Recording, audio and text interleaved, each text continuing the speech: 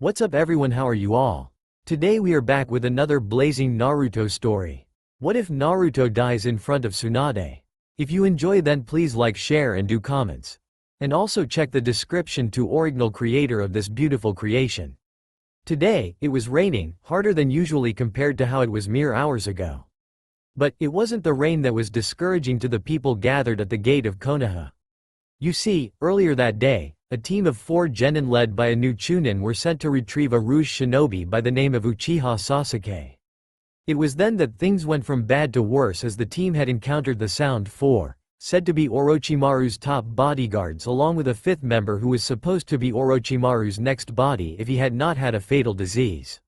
Each individual member of the team had been forced to fend for their lives to defeat these rather disturbing opponents with the help of a team of Suna ninja who aided in the defeat of 3 of these opponents. But tragedy stuck with the 5th member, who was the sole person who was capable of bringing back the traitor. It was Kakashi, who had found the body of young Uzumaki Naruto, lying face down in a puddle of his own blood with Sasuke's slashed Hite-8 lying beside him. It was with a heavy heart that he brought back the orange-clad ninja to the village to inform the Hokage of a mission failure and a Kia report. Once he arrived, he found Haruno Sakura waiting at the gates with a hopeful look in her eyes, only to turn into horror as she took notice to Naruto's lifeless frame. At first, she believed that he was joking with her and that he would wake up and gives her that stupid grin he always had on his face. It was a harsh smack of reality that made her realize that her teammate, the Baka as she always called him, was dead in her sensei's arms. With a deafening scream to the heavens, she fell to her knees while sobbing uncontrollably while her tears were being washed away by the heavy rain. Soon, more came and realized what had happened before giving the deceased boy a small prayer to heaven before leaving the student and sensei to grieve for the boy's untimely demise. Some of the civilians who were happy of the boy's demise cheered for his death, only to be silenced by Kakashi, who had stuck one of them with a rakuri to his chest. Later, when asked why he did it, he would only say that they had broken the Sandame's law about Naruto, even though the man hadn't said a thing about the Kyuubi, but no one was foolish enough to question the man, in all likelihood the second most powerful ninja in the village, while he was grieving.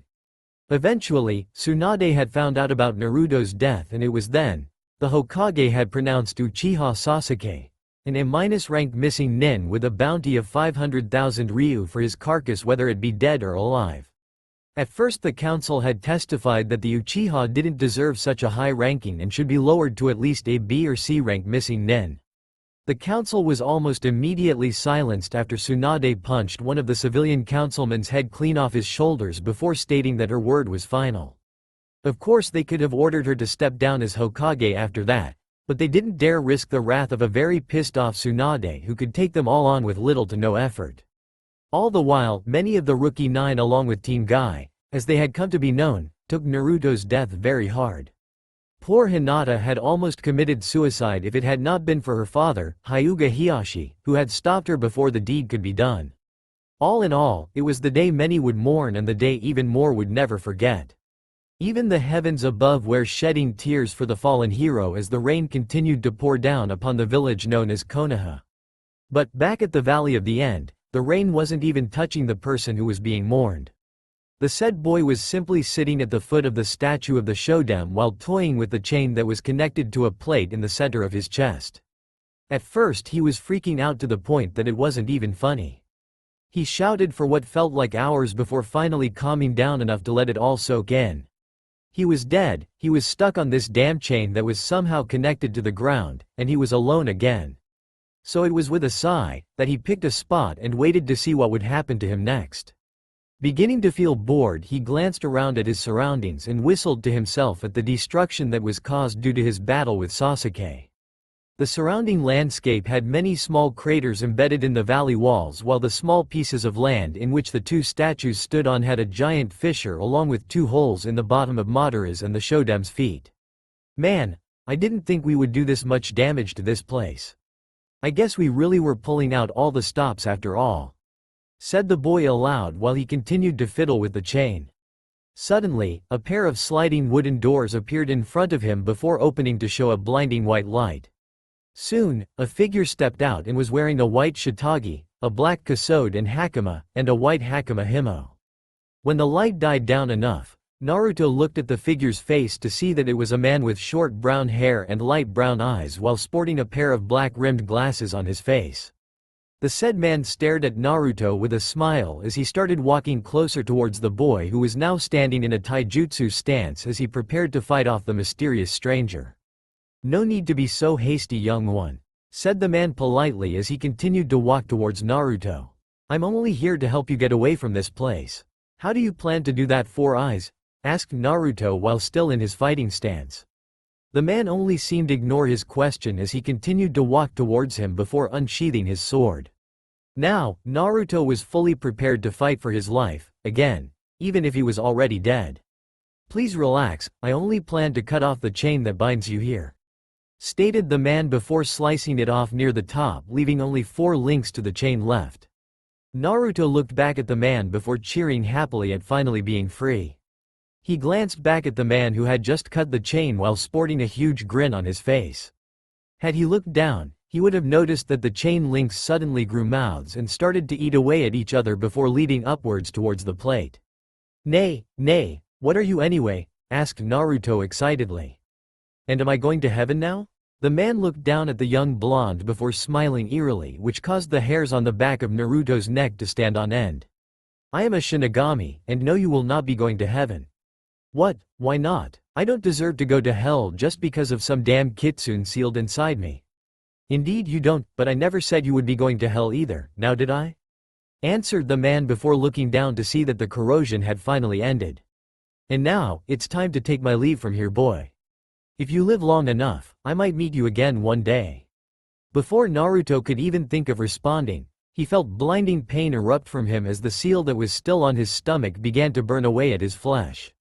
Soon he was screaming loudly while more and more power began to burst from the seal. Eventually, he noticed an outline of a fox appear through the massive waves of energy that was escaping from him before it flew towards his face and latching on him like a leech. Soon more pain came forth as the skin of his face now felt like it was melting off him. He glanced up despite the pain to see that the brown-haired Shinigami had walked back into the strange doors while smiling that same amused smile as he went. Gasping, he felt another burst of unfathomable pain strike him before feeling his body beginning to change. His fingers were now growing longer and his nails grew sharper and his body mass continued to grow while ripping his tattered orange clothing into shreds due to his increasing size. He could feel something changing with his face but was in too much pain to know or care what was happening. And after another 10 minutes of blinding pain, it stopped, which made him groan in unprecedented agony. He slowly cracked his eyes open while wincing a bit due to the slight stinging that was still going through his body. He blinked a few times before closing his eyes and bringing his hand up to rub his sore eye sockets. That was when he noticed that something shocking. Naruto not only felt claws on his face, but also the fact that it wasn't his face. It was like he was wearing a mask back. He still felt things like he would his face. He quickly opened his eyes and was startled to see that the 5 clawed fingers and that his skin was now a maroon-like color. Quickly looking down, he found that he couldn't see his reflection in the water, only 2 glowing yellow eyes staring back at him through the water. "What have you done to me?" yelled out the monstrous creature formerly known as Naruto. He noticed that even his voice had changed to where it sounded like he had 2 voices. One was his own voice, the other sounded strangely similar to his tenant's. He glanced down at his stomach and found that the seal was no longer there, but in its place was a gaping hole where his seal once was. With another cry of anger, he glared at the spot the man had once stood before smashing his fist into the ground, causing a huge crater to form along with mud, dirt, and rubble to come flying upwards. All the while cursing the Shinigami for what he had done to him. It was then that he felt something else coming from him. Hunger. The monstrous beast was now growing hungry. Though he didn't know what exactly it was that he had the urge to eat, his body practically moved on its own toward the direction that Sasuke had left. If one were to have watched all this happen, the only sign one would see were the huge footprints that were left behind by Naruto's monstrous form stalking through the valley and towards Otto. In Otto, Sasuke only sighed as he channeled chakra through his eyes again. There, he saw his Sharingan activate before adding more, which made the 3 Toma marks morph into what looked like a tri-bladed shuriken. He was happy, he finally achieved the power he had always sought for. He couldn't help but feel a tad bit of regret in killing the closest thing he had for a friend. No, thought the Avenger sternly. Don't waste such thoughts on that Dobi. His purpose was fulfilled and now I can finally kill Itachi for what he's done. Now I just need to grow to master these eyes so that when I do encounter him again, I will be able to kill him. With that, he stopped focusing chakra into his eyes before walking out of the bathroom in his new room and plopping down on his bed. He winced slightly due to the pain but soon relaxed himself. In a few days, he was going to begin his training with Orochimaru and he was told that he just needed to rest while Kabuto finished healing him. Slowly, the Uchiha's eyes began to close as the fight with Naruto had been very taxing on the young Avenger. However, just as sleep was about to claim him, he felt the ground shake followed by yelling of multiple people coming down the hall. Without thinking, Sasuke climbed to his feet before exiting his room to find the source of the disturbance. Walking down the long dimly lit hallway he suddenly felt a presence of foreboding and death filling the very air he was breathing. After arriving at where he thought the disturbance was coming from he turned the corner to discover a sight that made him fall to his knees and vomit. In the hallway were multiple dead bodies of Auto Ninja under Orochimaru's command with some missing heads, arms, hell even their torso was gone. One of the disturbing things about this was that the missing limbs couldn't be found and it looked as though the limbs were eaten off. Only fresh blood and organs littered the floor along with random claw marks along the walls and giant footprints in the floor. After vomiting, Sasuke hastily returned to his feet while ignoring the wobbling in his legs and ran down the hallway following the giant footprints and claw marks the beast left behind. Soon, the sounds of more screaming could be heard followed by the sound of blood splattering across the floor. After coming across another 7 limbless bodies, Sasuke continued to trek onward until he realized that, whatever was attacking them, was headed for Orochimaru's chambers. Picking up as much speed as he could muster, he raced onward until he heard the sound of a door being smashed open. Damn, what the hell is going on? Thought Sasuke as he went as fast as his injuries would allow. When he arrived at where Orochimaru's quarters were he saw that one of the double iron doors that lead to Orochimaru's room was lying on the floor with bits of concrete hanging where the hinges were. Who or whatever was doing this was very strong since those doors were almost impregnable.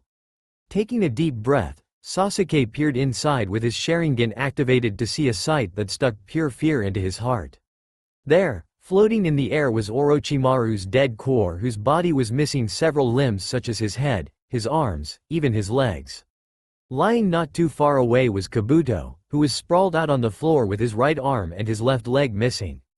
His facial expression was that of pain and fear while his glasses were a few inches away in one of the giant footprints in the ground and looked like they were crushed under some severe weight. The thing that struck him as odd was the fact that Orochimaru's chakra was steadily decreasing, not because of his death, but it was as though he was being drained by whatever was doing this. And just when Sasuke was about to run for his life, 2 glowing yellow eyes locked with his red ones. The yellow eyes seemed to narrow at him before dropping the remains of Orochimaru and stalked towards him. Fueled by fear, Sasuke made a run down the hallway as fast as he could while praying that the beast wouldn't catch up to him. Those thoughts were crushed when Sasuke rounded the corner and something crashed through the wall which caused the rubble to knock over the said Uchiha. When the dust cleared all Sasuke could do was look up in fright at the 2 glowing yellow eyes which were hovering above him. As a last-ditch effort, Sasuke channeled more chakra into his eyes as they changed into the feared Mangekyo Sharingan. What he saw with those new eyes of his made him wish he never had them. The beast before him was huge, so huge that it looked cramped in the small hallway, but the thing most likely crashed through most things anyway. The thing had maroon-colored skin, sharp black claws that were almost 5 inches long.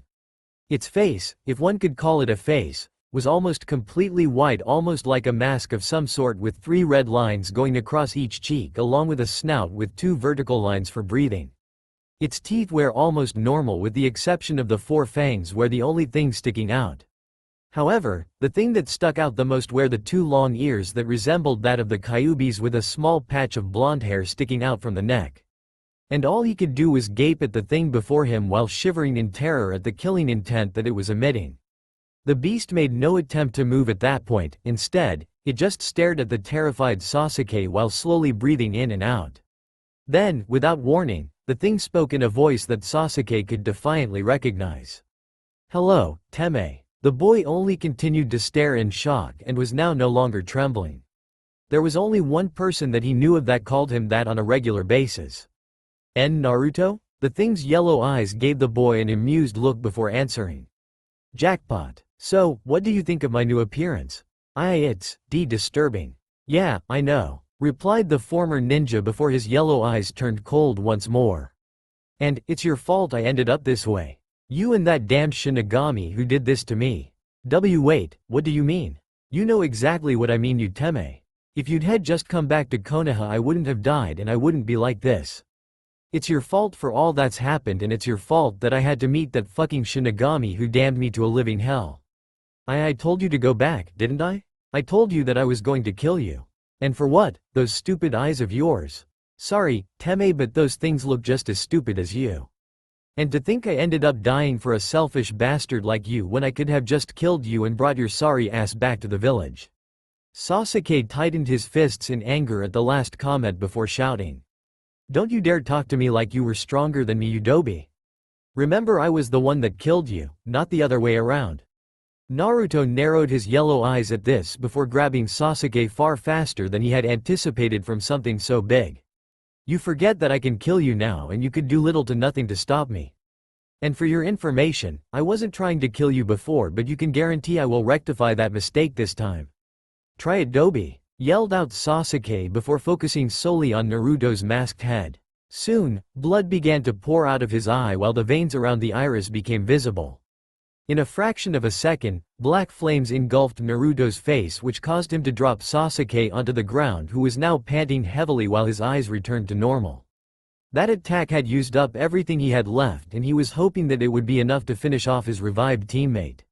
However, his hopes were dashed away in the wind as he felt something lift him up before tossing him halfway down the corridor.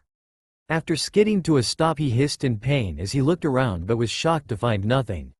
I don't even have the chakra to activate the Sharingan, panicked the Uchiha as he began to search wildly around the area. Teme, said the monster known as Naruto. You have nothing left that I can use to feed me, and now that I think about it I'm actually quite full. So consider yourself lucky that I won't be eating you alive. Sasuke only scoffed as a small part of him always knew he was bluffing.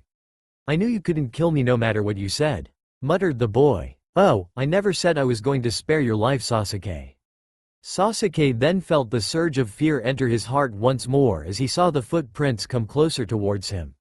He panicked and tried to crawl away, but, in the end it was futile as Naruto grabbed him by the ankle and started dragging him towards a wall before smashing it down to reveal the harsh rainstorm that awaited them outside. And as Naruto dragged the terrified Uchiha out of the hideout, Sasuke was yelling for someone, anyone that would help him, but knowing full well no one would come. In Konoha, one day later, Tsunade was sitting at her desk looking at the file with all the reports of what happened leading to the failed retrieval mission of Uchiha Sasuke. She gritted her teeth in anger before closing her eyes and taking a deep breath. She then reached down under her desk and picked up one object. A special bottle of sake meant only for when shit really hit the fan. She uncorked the bottle before taking a long gulp of the substance. After that she let out a soft sigh of contentment before easing back in her chair. She glanced down at the necklace that she had given Naruto before scowling. Wretched thing, yelled out the blonde before snapping it off her neck and tossing it towards the far corner of the room. Just when she was about to take another long sip of her beverage, Shizune, her assistant, burst into her office panting heavily as she entered. Shizune, what's wrong with? Otto has been destroyed, Hokage-sama, gasped out the dark-haired Kunoichi. What? Otto has been completely and utterly destroyed along with all that resided in the base. We even have reports that Orochimaru and Kabuto are dead as well, Hokage-sama. This was some rather shocking news that she was getting. She knew that Orochimaru was no pushover, and for him, his assistant, and his men to be killed off so quickly was astonishing to her. We have other news as well, Hokage-sama. Uchiha Sasuke has been found. Now that was news that brought an evil gleam in the woman's eye that was all too happy that the boy lived just so she could make him wish he was dead. Where is he? Asked the Hokage while hiding her anxiousness at torturing the damn boy. For a moment, Shizune didn't know how to answer before finally setting with the direct approach. Well, that's the thing. We found him, but he wasn't in one piece anymore. In fact, we found most of his limbs on the branches of trees and some on the forest floor. The real thing that is scary though, is that his head was jammed into one of the broken tree branches. Tsunade's eyes widened before looking at her apprentice with a disbelieving gaze. Seeing her reaction, Shizune quickly pulled out a small folder which Tsunade opened to find pictures of limbs scattered throughout the clearing with blood soaking the ground. And there, out of the corner of her eye, she noticed something that looked as though it was carved into the tree bark. What it said made her gasp and drop the picture while pointing at the words carved into the bark. Karakura town was a rather quiet place for most people in western Tokyo. Though, there were a few exceptions, like a few gang fights and such, but it didn't make it a bad place to live. No more than any other city.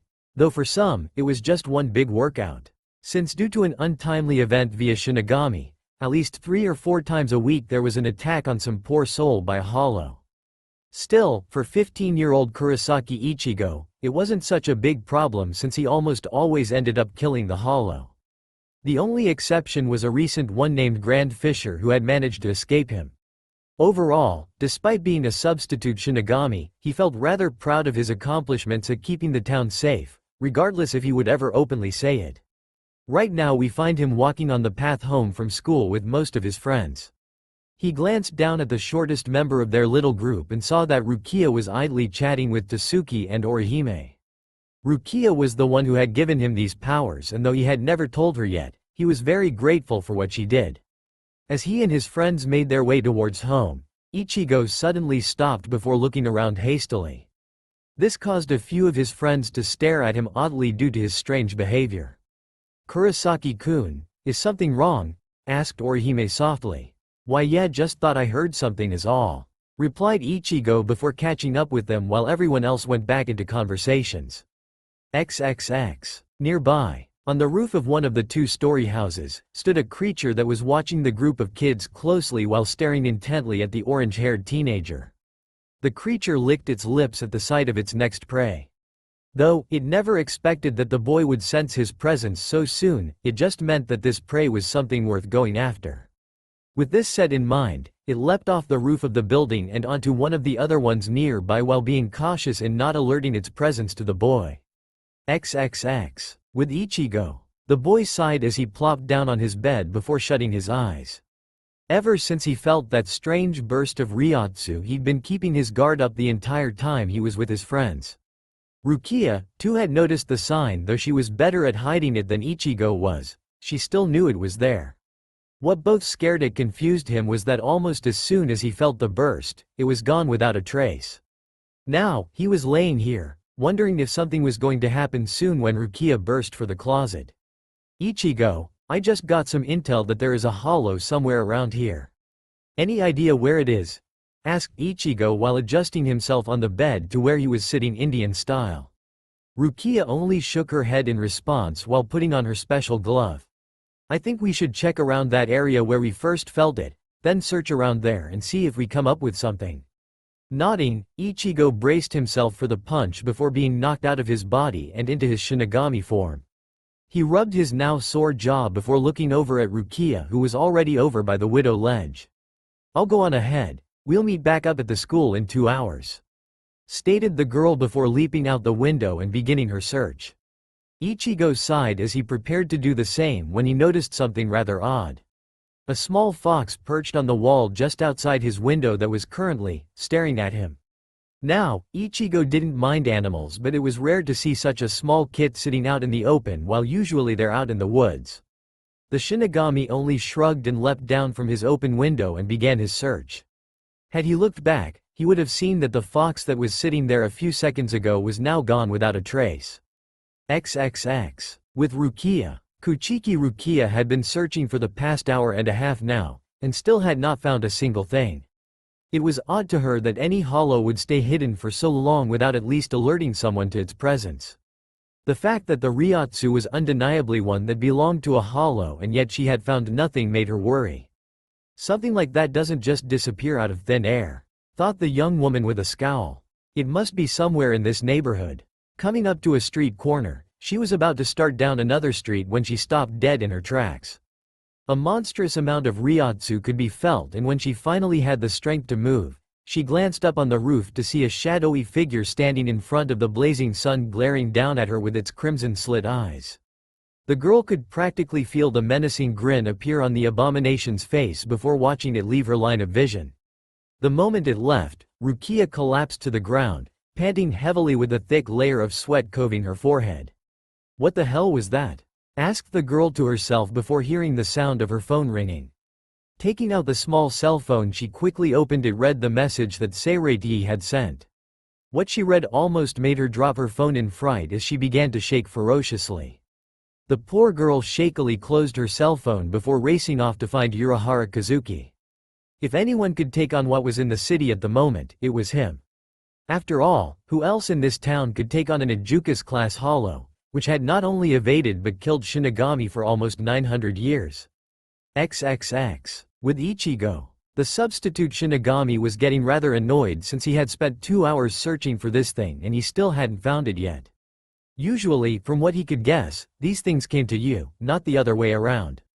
Most other times he had fought with hollows, he never had to go out and search for it at this degree since it would eventually make itself known by causing destruction of some sort.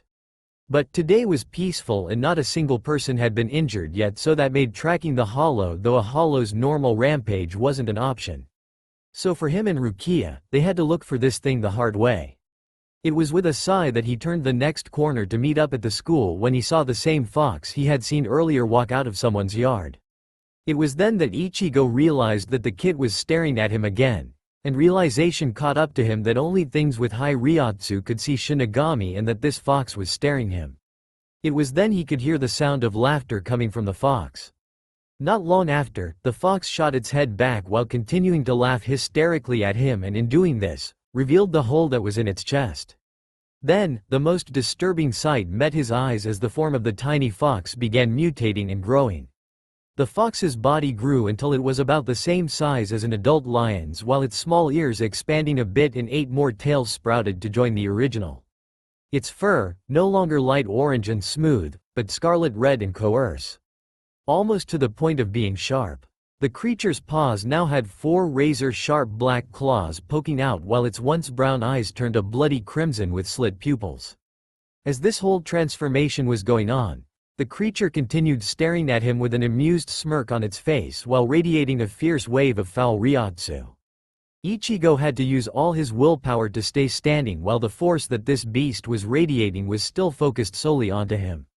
After a few moments of this, the pressure that was focused on him suddenly stopped, which caused the orange-haired youth to pant heavily while collapsing to one knee.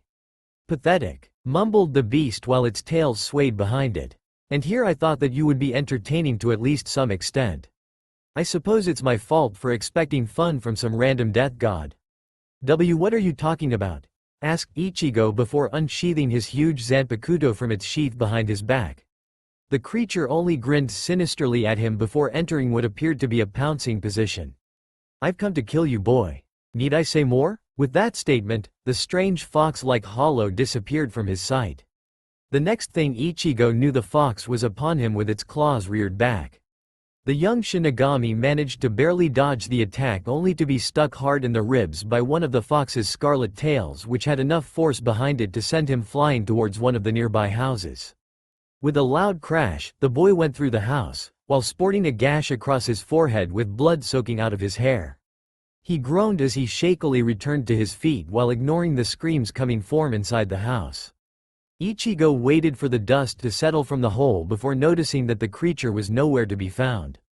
Before he could even think about his next move, a tail had entered his vision and wrapped itself around his neck before dragging him out of the house and into the air.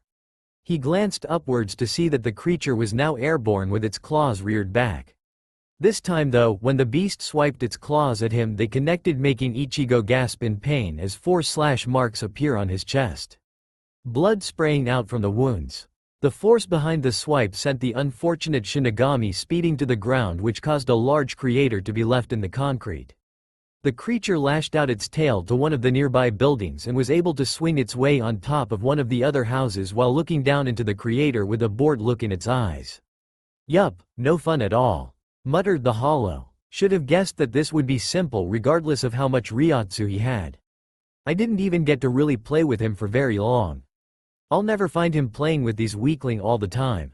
Imagine the hollow's surprise when Ichigo came flying out of the creator in an impressive burst of speed with his sword ready to swing. As the boy sung down, one of its 9 scarlet tails raised itself almost automatically, and blocked the incoming attack with little trouble. Pushing himself back, Ichigo was able to get a few feet away from the deadly hollow in front of him before running forwards with his sword reared back. He swung his sword while aiming to cleave the thing in two, only for the creature to parry and deliver another swipe with its paw to his face, sending the boy flying into another nearby rooftop in a heap. Ichigo groaned as he attempted to return to his feet before feeling something pierce through his abdomen, his right shoulder blade, and his kneecap. The boy glanced down to see 3 tails were now impaled into him while blood began to soak onto the creature's fur. "Nice try, but you need to move faster than that to hit me." With a quick flick of its tails, it sent the orange-haired youth flying onto the roof of another house while listening to the screams coming from his victim. The hollow only licked its lips before jumping over towards its now helpless prey. Just when he was about to finish the boy, a blue arrow made of Ryotsu came flying towards it, which made the creature leap back and growl at the unwelcome intruder. The said intruder was none other than Uryu Ishida, one of Ichigo's classmates and a rather skilled Quincy. His attire was the standard school uniform that all males must wear, along with a pair of white square-framed glasses. Though the creature could care less about who the boy was, it was his bow that made it scuff. The bow was a simple blue one made by the free-flowing Ryotsu coming from the lad along with its arrows. Arming himself with another arrow, Ishida aimed at the bizarre creature before him, before letting another arrow fly. The creature, almost not even fazed with the boy's arrow, easily leaned to the side to avoid it before giving Ishida its full attention. "Ah, a Quincy, I heard that your kind was almost wiped out a while ago." The creature smirked after seeing the expression change on the boy's face. "Oh, did I bring up some bad memories? Don't worry, everyone has a few, but you'll be joining the rest of your clan soon enough anyway." However, before the fox could attack again, Ichigo had managed to return to his feet and swing his sword down upon the fox's front right leg with all the force he could. The creature howled in pain and shock that he was actually wounded while blood shot out of the deep wound before glaring back at the Shinigami with newfound rage in its eyes. A second later, Ichigo found his left forearm in the jaws of the fox with its jagged fangs embedded into his skin. The boy could do nothing but drop his sword and scream in pain as he felt a sudden burning sensation begin to spread through his arm as he listened to the savage growl of the beast and it gnawed at his arm. Ishida was prepared to fire an arrow at the creature but was forced to dodge as 2 of its tails came rocketing towards him. After dodging the tails, the Quincy quickly pulled back on the sting of his bow before launching 4 blue arrows at the hollow. The said hollow quickly let go of Ichigo, giving his attention to the Quincy as it swung its tails, knocking the arrows away. Now the hollow was annoyed. The creature raced forward in speeds that the Quincy couldn't keep up with in the slightest before head-butting the boy in the chest, which caused him to cough up blood as he flew off the roof. In the midst of his pain, he was unable to do anything to stop the hollow's tails from wrapping around his wrists and separating them from each other so that he couldn't form his bow anymore. Before he could think of a way to escape the creature's clutches, it delivered a diagonal claw slash to his chest, which caused Ishida to howl in pain. With an amused smirk, the beast turned its attention back onto Ichigo, who was still withering in agony due to the burning sensation going throughout his arm. "I congratulate you on your persistence. I haven't been injured by anyone in nearly 300 years, chuckled the hollow as it licked at the almost healed wound on its leg. "Even before that, almost no one has been able to pierce my fur since my 7th tail formed. But I must say I am impressed.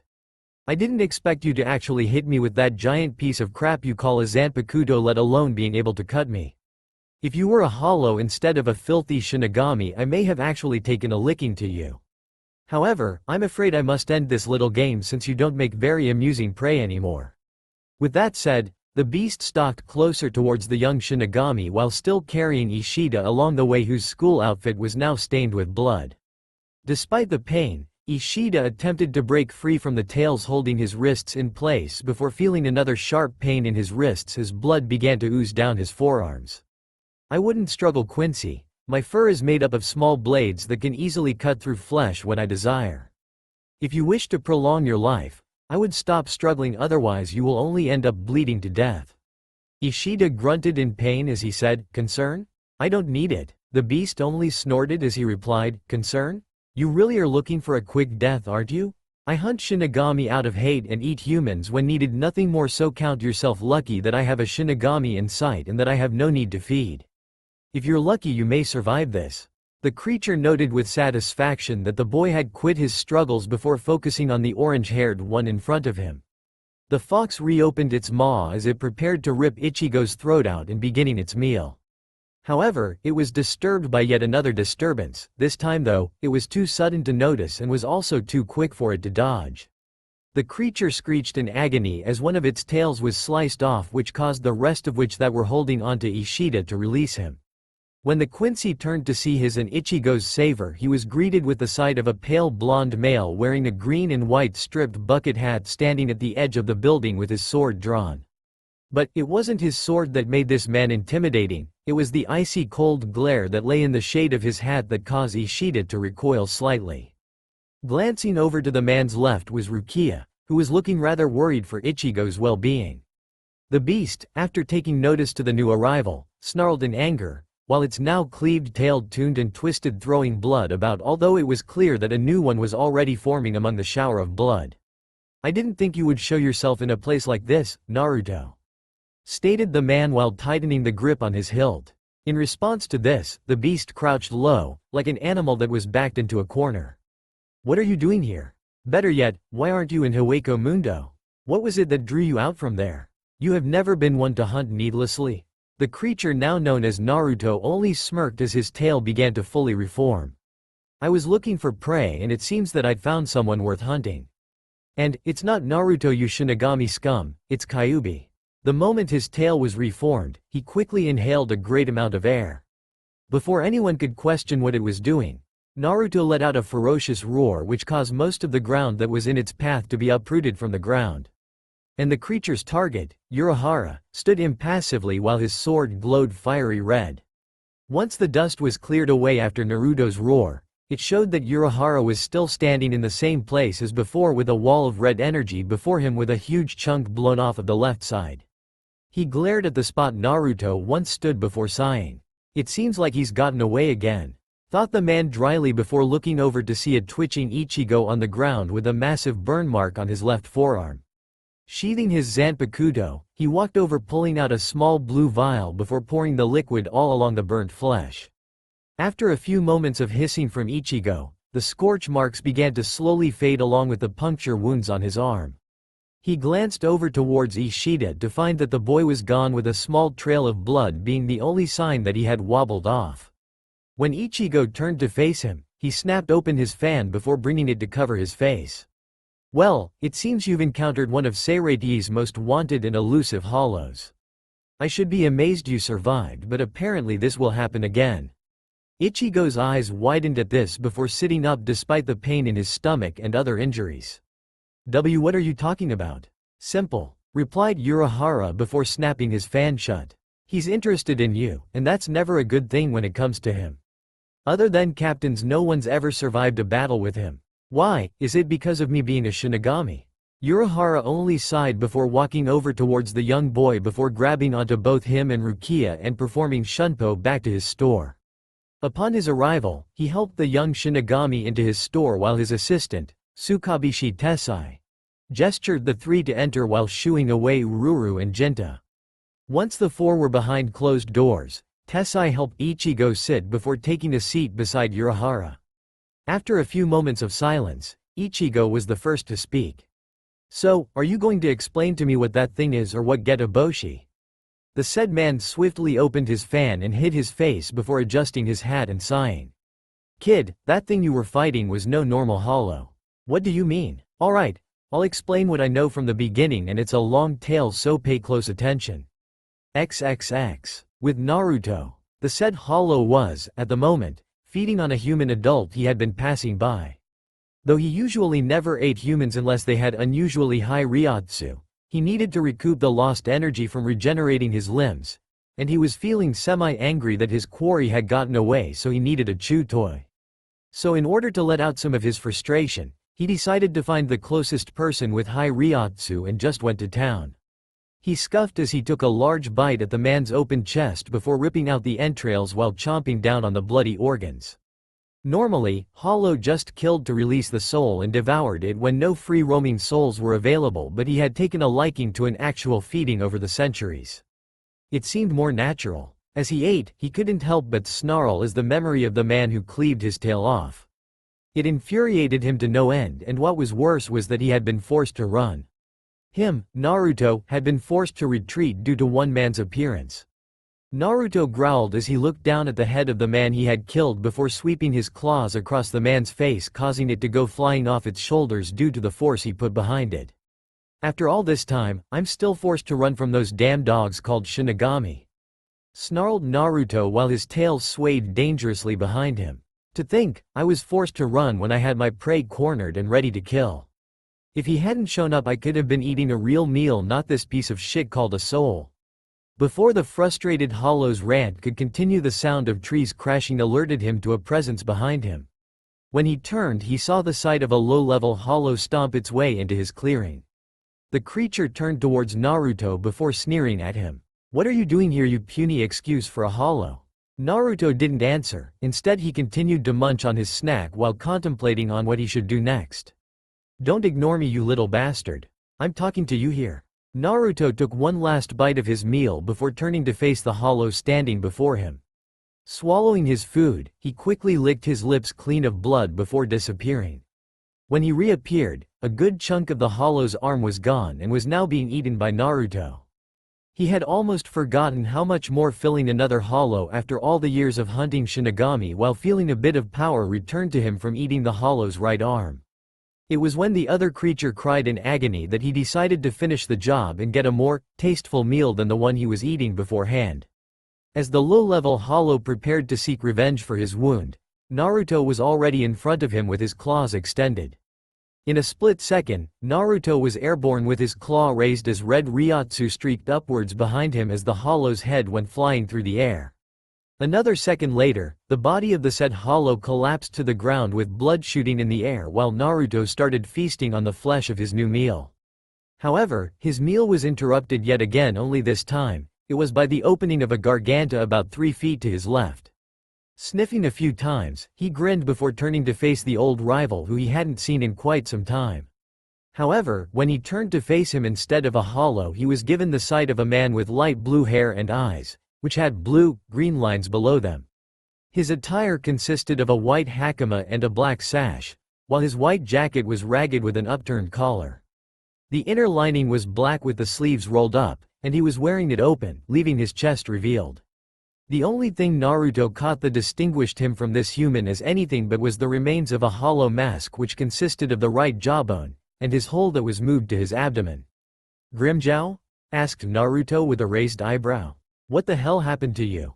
The said man just smirked down at the fox in front of him. "I changed a lot since back in the day, Kyuubi. I have Aizen-sama to thank for this." "Aizen? I don't recall meeting him. Is he a Hollow or something?"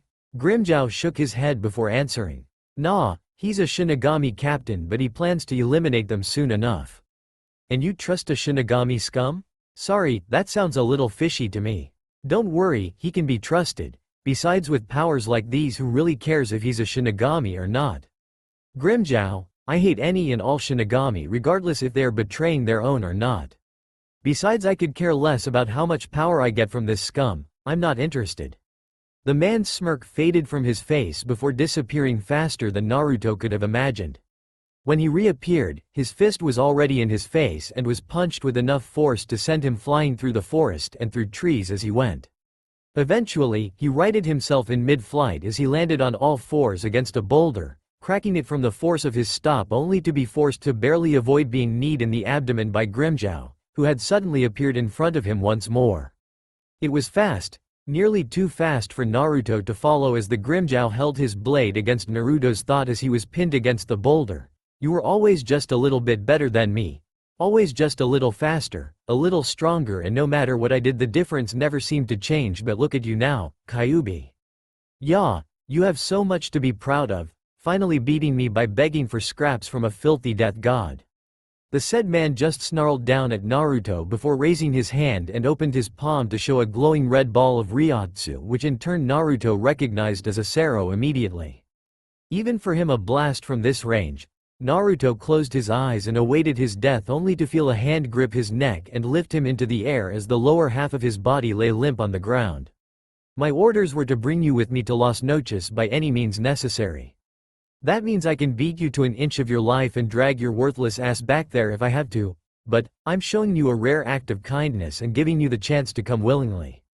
Don't take this lightly, cuz if you still refuse, I'll be sure to explain to Aizen-sama why your dumb ass is half dead on his doorstep." With that said, the Espada let go of Naruto's throat before kicking back into the boulder, which in turn caused it collapse on top of the Ajukas class hollow. When Naruto didn't rise out from the rubble, Grimmjow raised an eyebrow in confusion at this cause. From what he remembered, it took a lot more than that to keep this one down. Suddenly, 5 scarlet tails erupted from the rubble and made an attempt to impale the man, only for them to bounce off without leaving a scratch on him. A second later, Naruto himself shot out like a rocket toward the former Panther hollow with his claws reared back. The moment he swung, Grimmjow had disappeared once more, only to reappear with his palm outstretched and a red ball of Ryotsu glowing in his hand. "Last chance, Kyuubi, join us willingly or I drag you there half dead," stated Grimmjow coldly while focusing more spirit pressure into the glowing red orb. Naruto snarled viscously at the man while his tail swayed angrily behind him. This is insane, he couldn't have gotten this much stronger just from changing his form like this. After glaring heatedly at the Espada for a few moments, he finally sighed before lowering his head in defeat. "Whatever, let's just get this over with," grumbled the hollow while retracting his claws. Grimmjow grinned before pointing his hand up over his head and firing his Sero into the sky, which caused some of the nearby clouds to part. "See, that wasn't so hard now, was it?" asked Grimmjow with sarcasm dripping off his tongue, clearly enjoying this too much. "Screw you, Grimmjow." The man only shrugged in reply before performing the Garganta, causing a rip in space to show itself and reveal an almost pitch-black void in the center of the clearing. Stepping inside, Grimmjow gestured Naruto to follow, which he did, albeit begrudgingly.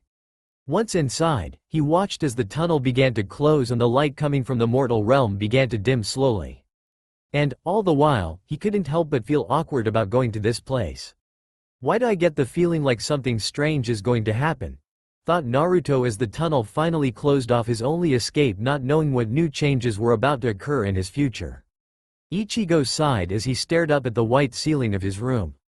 He was still grateful that the wounds inflicted on him by Kyuubi didn't affect his real body, otherwise he would still be in intense pain. Glancing over at his closet, he found that Rukia had decided to fall asleep with the door open. Sighing again, Ichigo climbed out of bed and gently closed the door as quietly as he could so as to not awaken her. He felt a bit of regret at worrying her so much during the day and was grateful that she was able to sleep at all. Glancing at his desk, he stared at the strange pill that Urahara had given him earlier during the day. "Geez, can't believe that the hollow I was fighting was that old," thought Ichigo dryly before laying back down on his bed. As he lay there, his mind began to wander back to the explanation that Urahara had told him in Rukia after his beating from the hollow. XXX. Flashback. "Alright, I'll explain what I know and it's a long tale, so pay close attention," stated Urahara before placing his fan down onto the table, followed by removing his hat. Naruto, or should I say Kyuubi, is a hollow of which we of Seirei had never encountered before. He appeared in the time before Hueco Mundo was turned into a barren waste land of white sand and rocks. "Wait a minute," interrupted Rukia. "I thought Hueco Mundo was always like that." "Yes, that's what the history books say, but since I was once a captain of the 12th Division, one was able to do some more in-ground research and found some rather odd things. It turned out that Hueco Mundo was once a thriving and populated place where many of the population had high Ryotsu levels. Sadly, due to the ambitions of a group called Akatsuki, they unleashed a powerful weapon that ended up destroying their world and thus leaving it the shape it is today." "What were these guys' ambitions anyway?" asked Ichigo while Tessai addressed his wounds carefully. "World domination. You're serious?" "Yup. They planned to use 9 creatures called Biju to create something that would crush any obstacle in their way while at the same time, disrupting the funding of other nations. When those nations collapsed under the lack of funding, the group would destroy them, and with them being the dominant power, there would be little to no one to stand in their way. Unfortunately, due to the death of one of the Biju containers, the group's leader, Pain, decided to make do with the other 8 and sent the members to capture them and to begin their plans to fruition ahead of schedule. Ichigo and the others were in deep awe. It was a rare thing to find what one knew was a total lie. Even more so that an entire world could be wiped out by the ambitions of a few men. And, from there the rest is history. The weapon was indeed as powerful as the group intended, but it lacked control. That was what the last Biju was to be used for. Each of the 9 beasts had a special ability that added to the whole of the weapon, and even though the last was by far the most powerful of the beasts, it was its incredible ability to manipulate unimaginable amounts of energy that was truly amazing about it. Thus, when the weapon was unleashed into the world, instead of destroying the target accurately, it ended up destroying everything. Even the Akatsuki itself was wiped out in the process. So, this Hueco Mundo place is the remains of some Baka's mistake? Asked Ichigo bluntly while wincing a bit due to the puncture wounds Tessai was tending to. That's pretty much it. But, how is Kyuubi a part of this? Asked Rukia with a raised eyebrow. Because, the being you now know as Kyuubi was actually once the Jinchuriki of the last Biju the Akatsuki needed. Also, it has been said that Kyuubi was considered the strongest amongst the 9 Biju and had the power to topple mountains and cause tsunamis with a mere swipe of its tails. This caused both Rukia and Ichigo to stare at Urahara in fear, knowing that the creature whom had just recently ran off had the power to end them as quickly as that. However, it also raised the question as to why Kyuubi didn't do so in the first place. So he could have killed me anytime he wished? Asked Ichigo while trying to remain calm. Yes, and no. He's an Ijukas class hollow that many consider to be bordering the power of a Vasto Lord, so he could have killed you with hardly any trouble, but you don't need to worry.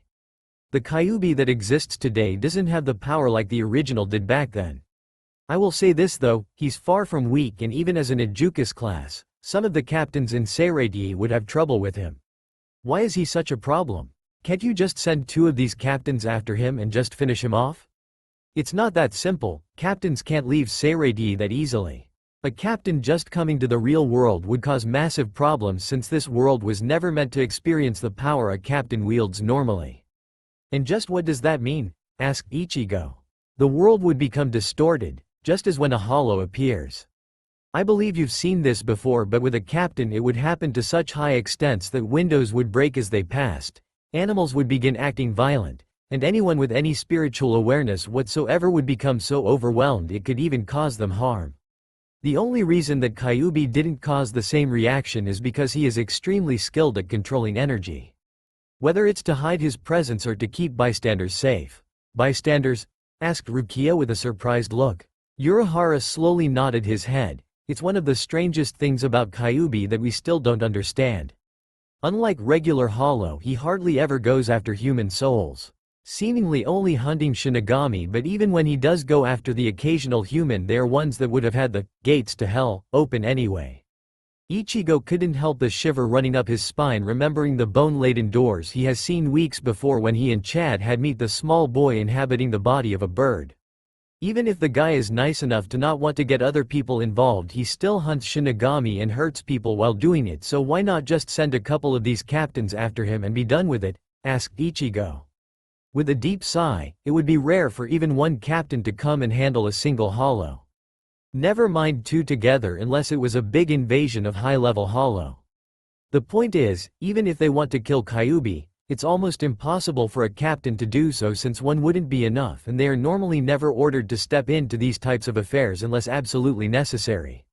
Not only for the effects on the real world but the danger of weakening Seireiti. That's bullshit, yelled Ichigo while slamming his palms on the table in anger. How can they just sit back and watch as that thing goes out and kills people? Ichigo, yelled Rukia, which earned a surprised look from the said teenager. Seireiti is a completely different place from this world. We have codes and restrictions that we must abide by when in the human world. Unlike you and Urahara, normal Shinigami are forbidden the use of certain powers here. Even more so, captains and vice-captains can only fight at half strength while here. When a Shinigami of that level comes to the real-world, limiters are placed that restrict them on how much Ryotsu they can use. By limiting the Ryotsu, the core of a Shinigami's power, even the most basic of abilities become shadows of what they once were. Ichigo was silent for a moment before saying, "So even though they're a captain they'd be no match." "Yes," said Urahara in a solemn voice, "when a captain is in the real world they rely more on skill than their overwhelming strength. You see, the difference between a captain and any other seat in a squad is indescribable. It would be like having a toddler fight a sumo to give you a good picture of the difference. So their power is sealed to ensure the safety of all. So even if they were to send them out, we would only be sending them to their own graves for the sake of only one hollow. Given, a very strong one, but one nonetheless." Finished Rukia, not willing to look at Ichigo. Ichigo clenched his fist at hearing that statement, but was forced to shut up about it. She was right, he really didn't know much about Seireitei, but that didn't mean he had to like the way they handled things. "That might not be the case, Ichigo," stated Urahara out of the blue. "What do you mean?" asked the orange-haired Shinigami before sitting himself down again. "Kyuubi, like I said before, rarely attacks humans despite his nature as a hollow, and even then it's not to the point that several die for just his sake. From what I remember, the records say that he has left Hueco Mundo only a dozen or so times to feed and only took the lives of 87 humans in his 900-year lifespan. How many lives does a regular hollow take in its lifespan? From the hundreds to the thousands, and their lives tend to be shorter than 50 years most of the time. However, it is recorded that he has killed over 300 Shinigami over the years. Both those foolish enough to hunt him and those he's hunted himself. He seems to hunt only those he finds strong and has never failed to kill those he sets out to attack, 2 of which have been former captains. But, if he's been around for 900 years, then how come he isn't a Vasto Lord yet?" asked Rukia. "That's something even we don't know for sure," replied Tessai as he poured himself some tea, "but, as far as we know, every 100 years he has grown another tail. Because, Naruto as we know him was the container for the original Kyuubi, we assume he is assimilating more completely with the true Kyuubi as he ages. Thus, gaining more power and intelligence. With this pattern we can assume it will continue. That makes me believe that Kyuubi, when he receives his 10th tail, will evolve into a Vasto Lord, and thereby making him an even deadlier threat to Seireitei than he already is." Finished Urahara before placing his hat back on. "So, what do we do about this?" asked Ichigo, attempting to stand despite the bit of pain still coming from his wounds. "There really isn't much we can do since, for all we know, he could be long gone or at your house waiting for you." "What? Don't worry, I'm just kidding," chirped Urahara before snapping his fan open over his face again. "Bastard," growled Ichigo while shaking his fist in anger at the former captain. "This is no time for your stupid jokes. You're right, and in all seriousness, Ichigo, you are in great danger right now," spoke the man in a dead serious tone. "Kyuubi has set his eyes on you and will do everything he can to kill you now that he has officially declared you his prey. Though, I don't know how or when he plans to strike, I do know that if you want to even stand a chance against him, I would suggest that you at least learn your Zanpakuto's name before he strikes again." "Huh? Rukia will explain it to you later, but for now take this," replied the man before handing him a black pill. "It's my own creation. Once you take it, your Ryotsu levels will increase dramatically to the point that you can almost be considered a captain. Once this wears off, however, you will be completely drained, so much that you won't be able to move in your real body for the next 3 days. Use this only when if you come face to face with him again. Also know that this is the only one I have, so be sure to kill him if you do see him." Taking the pill, he quickly raised an eyebrow at it before pocketing it. Walking towards the exit, he slid the door open and prepared to leave, but stopped when he heard Urahara's parting words.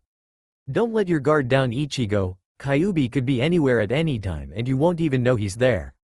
Glancing back at the former captain, he nodded his head in response before walking out of the shop with Rukia not far behind him. XXX. End flashback. Sighing, Ichigo stared out the window as a light breeze blew softly in the night. Part of him was wondering if Kyuubi was watching, while the other part was worried for his friends. It wouldn't have been the first time they were hurt because of him, and that had always angered him to no end. It was the sound of his closet door opening that drew his attention back to Rukia, who was sitting on her bed wearing her pajamas staring at him. "Are you afraid, Ichigo?" she asked softly. The boy only scoffed before turning his attention back out the window. "Hell no, just paranoid is all," he thought dryly. "You shouldn't worry yourself too much, Ichigo. I doubt you would come back with the knowledge that Urahara is in this town." "Maybe," muttered the boy before turning to face her. "But you yourself heard what Getaboshi said before. Kyuubi will do everything in its power to kill me, which means even try and harm Chad and the others. I don't want them to get involved with this just because of some stupid fox with a grudge against me." With a frustrated sigh, he turned his head away from her and back out the window once more before saying softly, "I don't want what happened to my mom to happen to anyone else I care about just so that Kyuubi can get to me." Rukia couldn't help but feel downcast at that statement. It was one of the very few times she'd seen Ichigo so worried, and it just didn't sit well with her. To see someone who had taken every challenge with little hesitation to suddenly become too paranoid to sleep just wasn't right in her eyes. "Ichigo," said the girl softly once more, "I'm sure that Urahara is doing something to help you with this. He sees great things coming from you, and I doubt he would just let you and your friends get hurt while he sits and does nothing. So please, just relax and get some sleep, cause tomorrow I'm going to try and help you find out your sword's name." The boy didn't move or speak for the longest time before turning around to face her again with a small smile on his face. She was right, and if he wanted to even try to stand the smallest chance against Kyuubi should he appear again, he at least wanted to grow a bit stronger before then. So, with a small nod, he quietly got under his covers and glanced at his clock. 12:45, tomorrow's going to suck, thought the boy before closing his eyes and tried to get some sleep. Rukia just smiled sadly at boy before following suit in getting some sleep herself. She gently closed the closet door before closing her eyes and letting her mind drift into a blissful slumber. Unknown to both occupants in the room, a familiar man with a bucket hat was sitting on the roof of the house while staring out into the darkness around him. "Naruto, should you show your face around this place again, I'll be certain to finish you off. I won't let this little game of yours continue any longer," thought the man before gripping onto his cane even tighter. XXX. Las Noches. In a giant palace in the center of the Hueco Mundo, two figures trekked through the large hallway while other Arrancar hastily moved out of the duo's way. Some were curious while others were amazed by the two. How could they not? After all, it's not every day you see an Ajukas-class hollow that's been around for 900 years come stalking down the corridor with the 6th rank Espada escorting him. As the two walked onward, Naruto couldn't help but feel agitated by the unnecessary long walk to the center of this place. Hell, the least this Aizen guy could do was install some faster way of transportation than just walking. "Are we getting close to this place, Grimmjow?" asked the irate hollow. Yeah, quit your whining, you little twerp. I already had to deal with your 9-tailed ass for about a few hours anyway, so don't make it any worse for me, will ya?" Naruto scuffed but nonetheless stayed silent since he really didn't want to feel one of those kicks to his chest again anytime soon. After walking for another few moments, they finally came to a giant set of iron double doors. Walking up towards the door, Grimmjow took a quick breath and kicked the doors open to show a large vacant room with 10 people present in it, most of which dressed in the same attire. But it was the one in the center of the room which drew Naruto's attention, as the said man was wearing a Shinigami captain's attire. Snarling, he followed behind Grimmjow, who had taken to stuffing his hands in his pockets and walking to the room. "Sorry we're late, Aizen-sama. The damn fox didn't want to come willingly at first, so I had to convince him to come along like you had suggested," stated the man before leaning up against the wall near the doorway. The said man only smirked before replying, "Good work, Grimmjow. I trust you have no serious injuries, Kyuubi?" The fox hollow only scuffed before seating himself down while his tails fell limply to the floor. "Don't worry about my injuries, Shinigami scum. I can regenerate any wound inflicted on me in a matter of minutes." When his statement was finished, he found a blade about 3 inches from his throat while his arm was now severed. And due to the speed in which it was cleaved off, he almost felt no pain come from the wound. Looking out of the corner of his eye, he saw that a dark-skinned man in a standard Shinigami captain uniform was holding the blade, but it was the fact that he was wearing a clear visor showing that the man was blind that seemed to catch Naruto's attention. "You will watch what you say in Aizen-sama's presence, or you will face my blade." said the man softly while pressing his blade closer towards Naruto's throat to emphasize his point. Naruto only glanced back at the stub that was left of his right upper leg before smirking. In moments, the stub called his leg began to glow dark red as blood continued to pour down from the open wound. Soon, an outline of his right leg made of pure Ryotsu began to form before the glowing faded and revealed an exact copy of his old leg back in place. "I get that sword away from me, you blind scumbag, unless you want to see your arm on the floor next." As the Kyuubi finished his statement, a light shimmer was seen in the air before revealing that one of his tails was wrapped around the mon's sword arm, hovering just over the skin. The entire room showed shock in their own way. Tosen himself tightened his grip on his blade as if waiting for the pain until. "Tosen, release Kyuubi-san immediately," ordered Aizen sternly. The said man didn't miss a beat and did what he was told while sheathing his sword. Smirking a bit, Naruto glanced over towards Aizen, who was still smirking at him. "I apologize for that, Kyuubi. You see, he holds me in high regards and doesn't like those that disrespect or disobey me. Hey, you should teach your pet to watch what he does. He just might piss off the wrong person and end up dead with his head in something's gut. I understand, Kyuubi, and let me be the first to welcome you to Los Nachos, my stronghold for the Arrancar army," bowed the man before gesturing towards the others in the room. "And these are the Espada, the strongest amongst the Arrancar." Glancing around, Naruto scoffed at most of the Espada in the room. Mind you, he could tell they were strong, hell, most of which could easily crush him if they got him into a straight-out fight. His match with Grimmjow was enough to show him that, like he'd ever let that happen again. He knew very well he wasn't the strongest, and it was that wisdom that had kept him alive. Those he couldn't hunt he tricked. Those he couldn't trick he reasoned with, and those he couldn't reason with were destroyed, and this was what he was dealing with at the moment. If he wanted to survive, he'd have to lie, trick, and seduce his way out. Thank Kami he was a fox demon.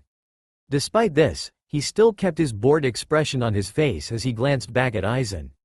"Sorry, if I'm not too thrilled to be here, Aizen, but my dealings with Shinigami in the past have been less than pleasant, whether they themselves were pleasant towards me. To save us both some time, why not just tell me what you want with me and skip the floor show?" stated Naruto dully while lying down with his head perched on his paws. Some of the Espada grimaced slightly at the brashness he was displaying. Some were already labeling him as either foolish or brave. Grimmjow, on the other hand, couldn't help but smirk at his old rival's attitude, as it reminded him much of his own. It was when Aizen started chucking that he and most of the Espada came out of their stupors. "Yes, it seems I should just get straight to the point. As you can already guess, I wish for you to be a part of my army. In return, you may be entitled to doing as you wish to the one who made you the way you are today once Seiretii is destroyed." At that, Naruto began to growl loudly while Ryotsu began to pour off him in waves as his tails thrashed around wildly, almost hitting some of the Espada in the room. Just the thought of that man's eerie smile caused uncontrollable rage to swell up in him. In his anger, he failed to notice the ground he was laying on sink as a small crater began to form due to the sheer amount of Ryotsu he was releasing, which also caused some bits off the walls around him to crack under the sheer pressure of it. "Perfect," thought Aizen with a smirk as he watched the scarlet Ryotsu spiral violently around the fox. "You are going to be a great aid in the destruction of Seiretii Uzumaki, Naruto." Soon Naruto's Ryotsu died down before In was completely stable while snarling out viciously as he returned his attention to Aizen, looking him dead in the eyes. "Why not?" Naruto seemed to ask himself. "I accept your proposal, Aizen, on 3 conditions. A few gasps seemed to escape the surrounding Espada at the thought. "First, I will not call you my master. I'll obey your orders, but I will not bow to you. I will see my own head roll before I bow to another." "I have no qualms with that, Kyuubi," replied Aizen as he reached out and grabbed at the air, causing a few to question his actions. It was only a moment before yet another of Naruto's tails shimmered into existence, poised as if to act as a blade. "I would also appreciate it if you didn't set the stage for my demise either." Hearing the grinding sounds and growls coming from the surrounding Espada, Naruto only chuckled lightly before retracting his tail and asking, "Impressive, when did you notice it?" Aizen in turn chuckled while waving for the arms to be put away. "I only noticed it when you revealed your other tail holding Tosen, but I assume it had been there since you laid down." Slightly shocked, Naruto just chuckled to answer the question as Aizen asks, If we are done gauging each other, why don't you tell me of your last two conditions? With a smirk Naruto said, for anyone to have their life by a thread and then overlook it so simply, quite something. As for my last requests, they are rather simple.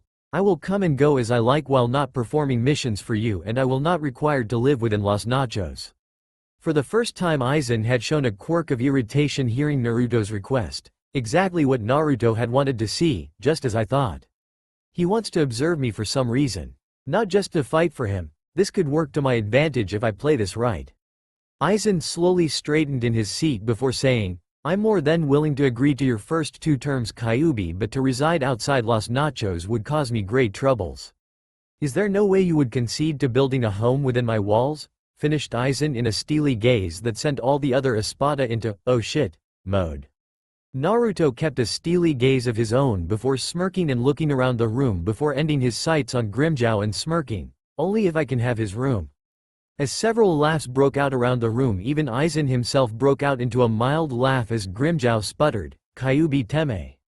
I'll kick your ass, screamed Grimmjow as he charged only for three tails to wrap around him from the shadows and stopping him in mid-air, surprising many in the room. Last time Grimmjow, spoke Kyuubi in an ethereal tone. You not only had the advantage of us being in the human world, but you also had the advantage of being my friend. Both you don't have here, and now that I've recovered from the wounds those Shinigami gave me, you don't have the speed advantage either. You may be more powerful than me now, but power without skill is as useful as a dull blade. Teme, you were injured when we fought before? Asked Grimmjow in a shocked voice as he struggled with the tails, but even with his strength the way the tails bound him was nearly impossible to break without destroying the room in the process. I was hunting and had ran into a captain in the process. Needless to say, it gave you the advantage when we met, but this time not only do I have the advantage of an enclosed space, but the fact that you've given up the raw power of your old body for the control that comes from that Arrancar form of yours. So unless you plan to destroy this place to fight me, you're shit out, luck. It was clear by the faces of the other Arrancar that they were shocked.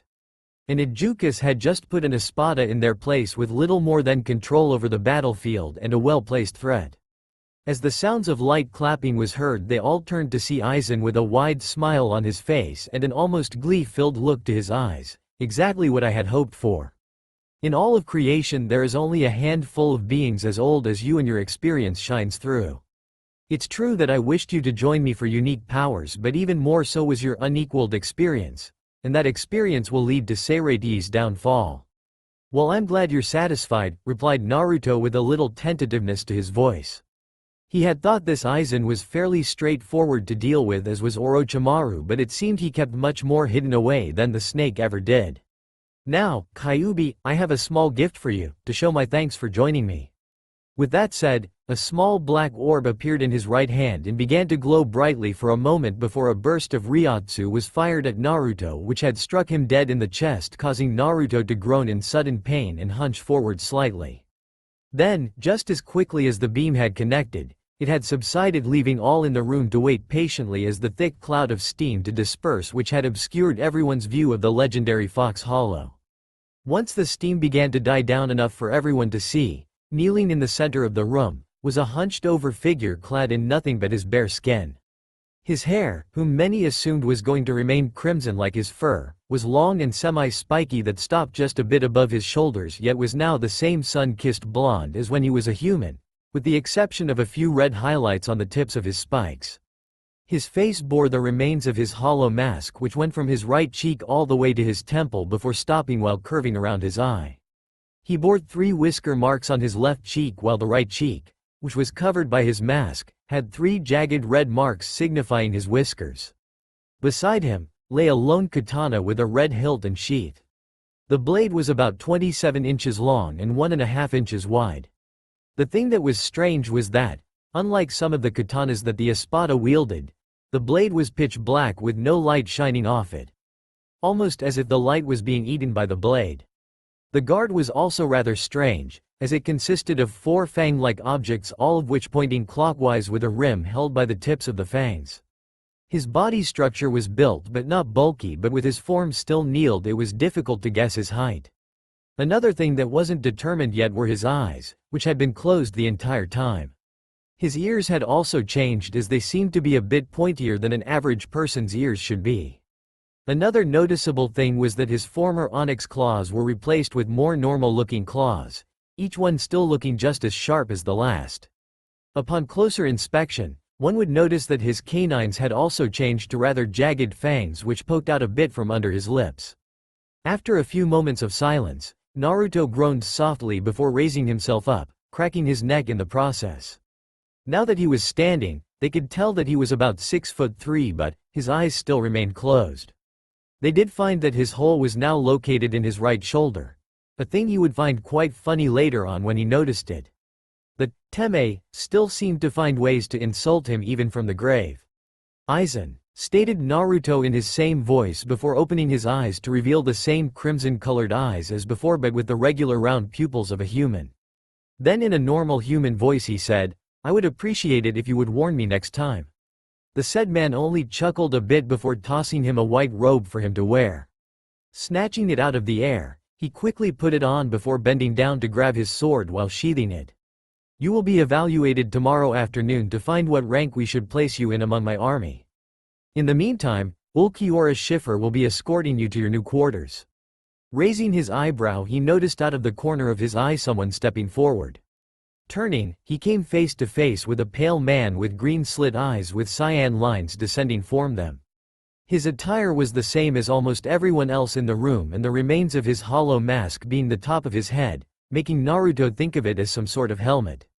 "Follow me," stated the man in an emotionless voice. Nodding, Naruto followed the man as he opened the doors and began walking down the hall with Naruto not too far behind him. When both men were out of everyone's line of view, Aizen turned to face the only elderly man in the room. "You will be evaluating him tomorrow. I must return to Seireiti before they realize I'm gone. If anything interesting happens during his evaluation, please notify me as soon as possible." "Understood?" The elderly Espada nodded his head in reply as Tosen opened up a garganta and stepped through it followed by Aizen while still sporting his smirk. When he entered, he quickly fixed his hair to how it used to be before going into his pocket and pulling out his glasses. "I have great plans for you, boy. Do not disappoint me," thought the man as the garganta closed behind him, leaving only the Espada in the room. Chiruchi Thunderwitch was not a patient person, not by any stretch of the word. There were certain situations where she could be, but majority of the time she just couldn't stand it. Hence why she was so angry at the moment. She had been waiting for what felt like hours for the new recruit of Aizen's army and he had yet to show his face. Sure, she knew who the Hollow was supposed to be. Who hadn't heard something about the Kyuubi? She doubted that any of the rumors about the former Ejukas class were true. Most likely he was just a Hollow that had managed to live a little longer than most and had an image of a legendary warrior placed over him, with rumors like having devoured a Vasto Lord to reach his Ejukas status. Who could believe? When she really thought about it, it was somewhat understandable why she didn't believe in the rumors about him. Seeing as how, with an exception of a scant few Arrancar and Espada, no one had been around long enough to prove the claims, even if they had tried. Even among the other Espada, none have even lived half as long as Kyuubi. Even then, none of them had ever encountered Kyuubi during his long life. But there was still the fact that Honcho Mundo was a huge place and that it was rare for you to run into the same Hollow more than once unless you were deliberately looking for them. "Surviving for 900 years, my ass," growled out the woman in annoyance. "I doubt he's even stronger than me." "You want to repeat that, wench?" snarled a voice from behind her. Gasping, she whirled around, weapon in hand, only to freeze when she felt a clawed hand grip her neck and lift her off her feet. She struggled for a moment, trying desperately to free herself from the person's grasp, only for the person's hand to release her, causing her to collapse to the ground with a thud. Grimacing, she sent a glare up to the person who dared touch her only for her eyes to widen. The person who was now towering above her was none other than the man who she'd been waiting not so patiently for. His hair was now in a single ponytail with his bangs still hanging loosely over his face, framing it perfectly. His outfit was similar to the standard Arrancar outfits, a white jacket, white hakama, black sash, black socks, everything. Though with one minor difference. That one thing was that his jacket no longer had sleeves since it was evident that he had ripped them off at some point. He also left the jacket slightly opened, with only the upper chest being visible. Other than that, nothing else was different from most of the others. Naruto gave the woman who was currently staring at him a mild glare while flaring a bit of his ryotsu, which caused her to flinch a bit before hurrying to her feet. Dusting herself off, she glared back at the man in front of her while gripping the leather of her whip, which was connected to a spinning disc on the end of the said whip. "Where the hell have you been, Kyuubi-sama?" asked the woman with sarcasm dripping off her tongue as she spoke. Naruto narrowed his eyes at her before lazily slinging his arm on the hilt of his sword, which was now secured to the left side of his hip. "Taking a stroll, huh? Did I stutter, woman? I was taking a stroll." Chiruchi's eye twitched in annoyance as she continued to glare at the blonde before giving an unladylike snort while brushing her hair over her shoulder. "For what, Kyuubi-sama?" In the blink of an eye, Naruto had grabbed Chiruchi by her shoulders, whirled her around, and slammed her into the wall, causing multiple cracks to arise due to the force in which was put behind the action. The woman bit her lip in pain for a moment while doing her best not to show that the attack had done anything before feeling the tip of something sharp being pressed near her throat. Glancing down, she found that it was one of his claws, with the tip barely touching the skin. "That is none of your concern, wench," snarled Naruto while flaring his ryotsu, causing the woman's eyes to widen due to the severe pressure of it. "Keep up the sarcasm and I'll be more than happy to demonstrate how easily I can kill you." With that said, he pushed himself away from the woman before stepping back and glaring at her. Seeing as how she had finally got the message, he jerked his head down the hall, signifying her to lead the way to where his evaluation was to take place. Wordlessly, the woman obeyed and thus began leading him through the long corridors of the large structure known as Las Notches. As they walked, Naruto's eyes shifted towards those that were around him and found that most of those who inhabited the area weren't as strong as he had expected. Sure, there were a scant few that they came across that had a decent amount of power, yet none of them were near the level of those who he had met the other day. Though, there was one thing about these weaklings that Naruto did like, that when they had taken notice of him, they immediately broke out into faint whispers and mutterings. There he is, Kyuubi-sama. Are the rumors really true? Has he really been alive for 900 years? I thought Kyuubi-sama was just a myth. I guess Aizen really did convince Kyuubi-sama to join us. Now this war will be over a lot faster. Oh, how the Arrancar's supposed private conversations perked up Naruto's day. It brought a smirk to his face knowing that even after all these years his kind still talked about him. Though, now that he was here, it answered the question as to why he wasn't able to find something worth fighting while he was in Hueco Mundo before deciding to find a new prey in the human world. Upon thinking of the human world, Naruto's thoughts began to travel back to the young man who he had been selected as his newest prey. Kurosaki Ichigo was the boy's name if he remembered correctly. The boy was interesting to say the least. With the majority of the encounters he'd had with a lone Shinigami, some form of reinforcements always arrived shortly. One of the reasons he always ended his fights quickly, but most of the time a vice captain or a third-seated officer was sent. Yet with Ichigo, he had the aid of not only a former Shinigami captain, but that of a Quincy as well. Why a Quincy? Who hated Shinigami just as much as he had aided a one of them? Naruto didn't know.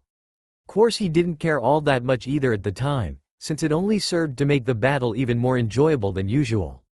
Now though, it just made the hunt all that more appealing. "What are you smirking about, Kyuubi-sama?" asked Chiruchi irritably while continuing to guide her charge down more corridors. Naruto didn't reply to her question. Instead, his smirk had stayed in place while, out of habit, he began flexing his claws. Over his long lifespan, Naruto had built up a habit of flexing them whenever he was truly excited about something.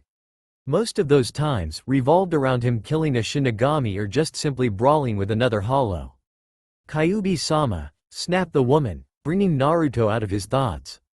"We have arrived." Glaring at her back, Naruto glanced at the large white double doors. Raising an eyebrow, Naruto placed his hand on the door and with an effortless push, the doors swung open. He had to shield his eyes due to the blinding sunlight from the outside. "Wait, sunlight?" thought Naruto while blinking a few times to get himself readjusted to the light. Glancing around, he saw that he was currently on a balcony overlooking the desert of white sand with huge red pillars scattered all around the vast desert. It was at this point that he noticed that somebody else was on the balcony with him. Once he had been accustomed to the light, he He realized that it was the old man he had seen yesterday who was currently seated on a skull-adorned throne. Taking advantage of the sunlight, Naruto took this time to study the old geezer.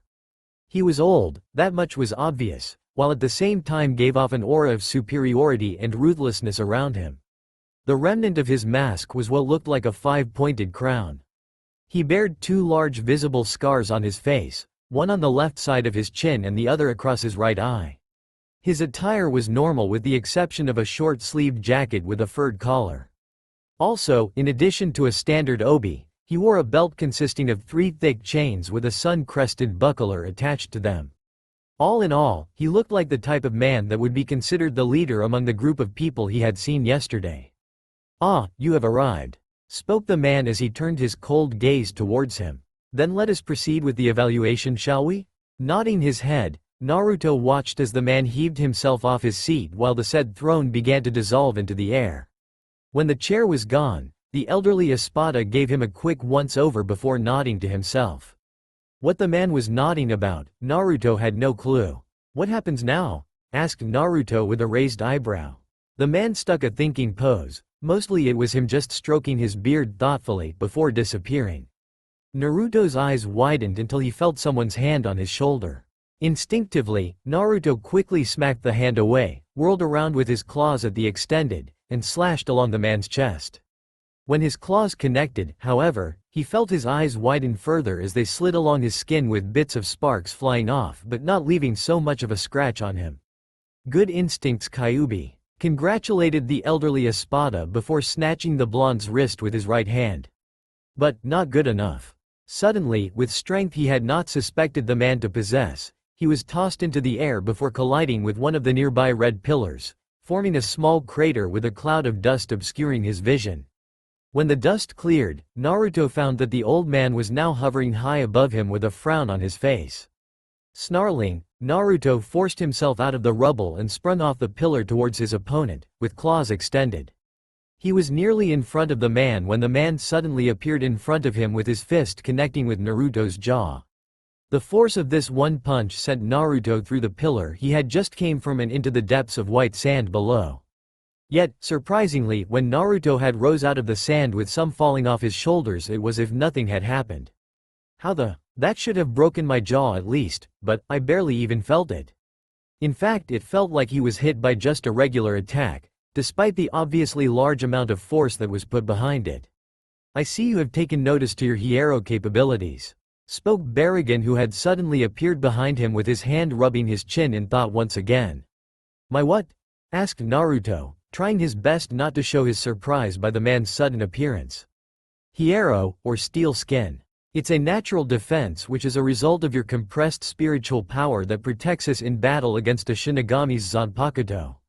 Also, depending on how strong your hierro is, you can rest assured that it will provide significant protection against just about anything." After letting all this information sink in, Naruto felt a grin creep onto his features at the benefits of being in Arrancar compared to his previous form. However, since you are still adjusting to your new state, your hierro isn't as durable as most of the Espada yet, but I must say it is far higher than most to begin with. I had actually intended to knock you out just now. I would still advise though that you not to become too reliant on your hierro as of yet. You still have quite some time before you can be capable of withstanding some of the more lethal attacks that Shinigami and Arrancar can bring forth. "Way to kill my mood, old geezer," thought the blonde with a scowl. "Now, where did we leave off?" Naruto's eyes widened at that, and for the second time that day, Naruto acted on instinct and ducked under a kick that was about to connect with his ribs. Whirling around while still in a crouching position, Naruto leapt up, and drove his knee into the man's chin, causing his head to recoil back a bit. Not wasting any time, Naruto quickly gasped onto the elder man's shoulders before shoving both his feet into his chest as he released his hold on his shoulders just as his feet connected. This time, his opponent was the one who was sent rocketing back through the many dunes of sand while leaving a long cloud that was kicked up by his flight. Once he touched down, Naruto grinned a bit at how far he sent his opponent and outstretched his hand. Soon, red Ryotsu began to morph into a single red sphere in the center of his palm before finally forming a perfect ball of red energy in less than 10 to 30 seconds. "Sero," announced the young man with a grin before unleashing his deadly attack. Chiruchi, who had stayed to watch the spar for a source of entertainment, smirked a bit as a large beam of red Ryotsu was launched in the direction that Barragan was supposed to be. Course, she knew better than to think that someone as strong as he was would even be scratched by this attack. It did prove one thing. That, despite what she had previously thought, Kyuubi was indeed a force to be reckoned with. Sure, being able to perform Sero wasn't all that impressive, but doing so at the speed in which he had done for his first time as an Arrancar did show that he was defiantly talented in some aspects.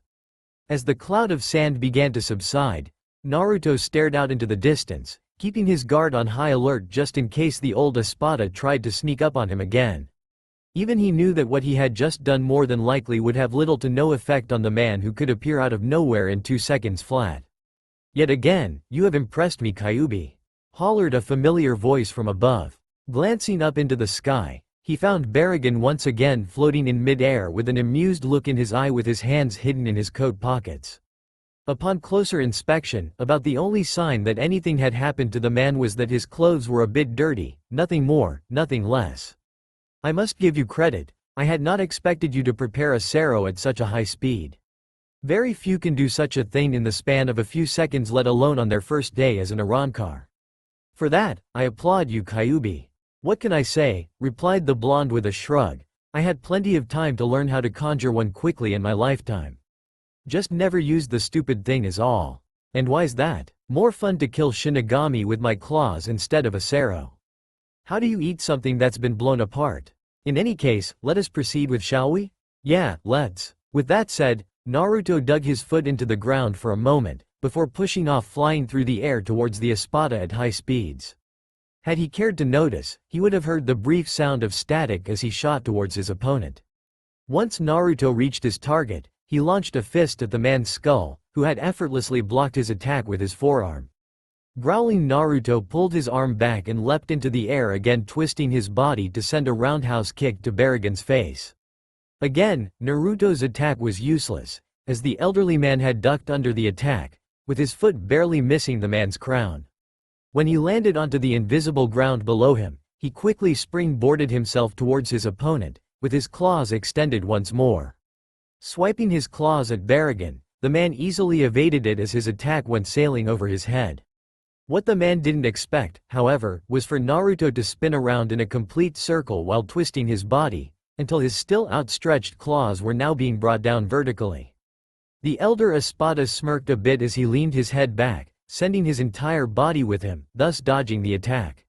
But he wasn't finished, as the moment he dodged the claw swipe, he aimed a kick to the Arrancar's ribs before back-flipping in midair, with Naruto still on his foot that was now deep into his ribs. Just as he was in an upright position, he forced the young man off his foot, which resulted in Naruto crashing into the ground at high speeds. It was clear that Naruto was indeed skilled, though he still needed time to grow since this was his first day as an Arrancar. This is truly amazing, his adaptation and instincts are second to none. He could easily become an Espada with enough time. As it stands, he most likely just stronger than 9th Blade right now, but not quite 8th. Most Arrancar have a horribly difficult time adjusting to fighting in a human form. Especially a former beast type like Kyuubi, and yet not only does he seem completely used to his body, it's as if he was trained already. Could it be that he was a type of warrior when he was human? He is said to be nearly 900 years old. There are only a handful of Shinigami or Hollow that can claim that. And, could his former training be returning to him while he's fighting in a human body again? Too many questions for such a short test. I will have to watch him closely, thought Barragan as he stared down at Naruto, who was now climbing back on his feet. He raised his hand with each of his fingers pointed out towards the blonde. Bala, muttered Barragan as small blue spheres appeared on the tip of each of his fingers. Naruto, who was still recovering from Barragan's previous attack, surprisingly heard the man despite the distance between the two. Glancing up, he wasn't given a second to prepare himself, as a barrage of quickly approaching blue objects came flying towards him at speeds that he couldn't dodge. When the first blue sphere had struck his shoulder, he was almost immediately brought to his knees due to the amount of pain that had coursed through his body. What made it even more annoying in his eyes was that his hero had done very little in taking the brunt of the damage. Soon, he felt a second bullet connected with his knee, causing his body to collapse onto the white sand as more and more bullets came raining down upon his back. Chiruchi winced a bit as she heard Naruto's pain-filled cries as Barragan continued to launch more and more bala to the blonde's body. Normally she was never one to openly show pity towards anyone, yet even she knew that going this far was a bit much for just a new recruit, especially since he had just recently turned into an Arrancar. When Barragan finally stopped his assault, he was greeted with the sight of Naruto lying face down in the sand with his back now completely littered with puncture holes. Scuffing, Barragan once again vanished out of thin air before appearing in front of Naruto with a frown on his face. Staring down at the young man who was currently groaning in immense pain, he watched with interest as the wounds began to heal at such a rapid pace that even he had never seen before. Not even some of the best medics that resided in Las Noches could heal at the rate which Naruto was displaying. Before he could ponder more about it, however, he saw that Naruto was now struggling to return to his feet, while growling loudly the entire time. "Why haven't you drawn your sword, Kyuubi?" asked the elderly Espada curiously. Naruto, who was now back to his feet and glaring daggers at him, stopped his one-sided glaring and stared down at his sword, as if just realizing that he had it. "To be honest, I kind of forgot I had it with me," stated the blonde with a shrug, while not noticing Barragan's eye-twisting in annoyance. "I'm too used to fighting with my claws and tails, so I guess, since I'm lacking my tails, that I relied on my strength, speed, and claws to fight. Such reliance is unwise, Kyuubi. Cut me some slack, you old geezer. I'm still trying to get used to walking on 2 legs again instead of 4. The two stood in silence for a moment, one seething a bit in anger and frustration while the other calm and a bit of understanding. While Barragan couldn't relate to Naruto in any way, he could recall Grimmjow facing the same issues for the first couple of days when he had turned into an Arrancar himself. Just the memory of the former Panther Manos falling face first into the ground due to tripping over his feet brought an amused smirk to his wrinkled face. "Regardless," stated the man after regaining his composure, "I would like you to draw your sword so we may proceed with the evaluation." Nodding, Naruto quickly grasped the hilt of his katana and swiftly unsheathed it from its scabbard. Upon closer inspection of the blade, Barragan noticed that it didn't seem to be reflecting off the light coming from the sun's rays. "Aren't you going to use your weapon?" asked Naruto while placing the sword over his right shoulder. "Please," scuffed the Espada, "I highly doubt that, at your current level, you would inflict any injury upon me." Narrowing his eyes at his statement, Naruto removed the blade off his shoulder and rushed forward with his sword held at a horizontal arc. Expecting this sort of reaction from him, Barragan lazily raised his forearm to block the incoming attack with no hesitation. The blade soon connected, and just as he predicted, the blade wasn't able to break past his skin. The blonde struggled for a moment, putting as much force as he could in hopes of breaking through his hierro but with no success. Seeing as how this was doing nothing, Naruto allowed his blade to slide off the man's arm before twisting his blade back towards his opponent and swinging once again. This time, however, Barragan actually caught his sword with his bare hand, causing Naruto's eyes to widen slightly. Before he could react, the Espada had vanished once more until he reappeared standing to his left with his left arm cocked back. He was fortunate that he had noticed him when he did, because when the man had sent what looked like a powerful left hook to his jaw, he was able to duck under the attack and thrust his sword into his abdomen. He was disappointed though when the sound of metal connecting with steel rung throughout the area as his blade bounced off the man's, evidently, thick skin. Not wanting to leave himself open for another attack, Naruto quickly somersaulted back just in time to avoid Barragan's fist that had almost connected with his skull. Retracting his fist from the ground, the elderly Espada glanced at Naruto, who finally came to a stop a few feet away from him and was currently forming another Sero in his palm. Before Naruto could launch his attack, Barragan had appeared in front of him, with his own Sero in hand that was pointed down at his chest. "We will not be having any more of that," muttered the man before firing his own attack. The results blew both Naruto and Chiruchi away, the latter of which was quite literally. The blast that was fired was staggering compared to when Naruto had used his. And whatever was in the blast radius was pushed back due to the tremendous force of the attack. Things like the multiple columns scattered throughout the desert were pushed over, collapsed under the pressure, or just plain destroyed. All the while, Chiruchi was amazed and confused as to why Barragan would go so far on someone who Aizen himself had great interest in. "I just don't understand," muttered the woman while rubbing her temples. "What's not to understand, Chiruchi?" asked a calm feminine voice from behind her.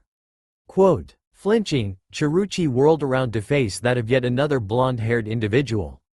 This one, however, was a dark-skinned female with her hair tied into 2 braids. She wore an oddly cut variation on the Arrancar jacket with long sleeves and bared most of her midriff as well as a good portion of her chest. The collar of her shorter-than-normal jacket kept a majority of her face from view with 2 small pieces of what remained of her mask on each of her cheeks. Currently, her 3 Fraction members were absent along with her Zanpakuto. Hannibal-sama, stammered Chiruchi before bowing respectively to the Espada. "You startled me a bit, ma'am.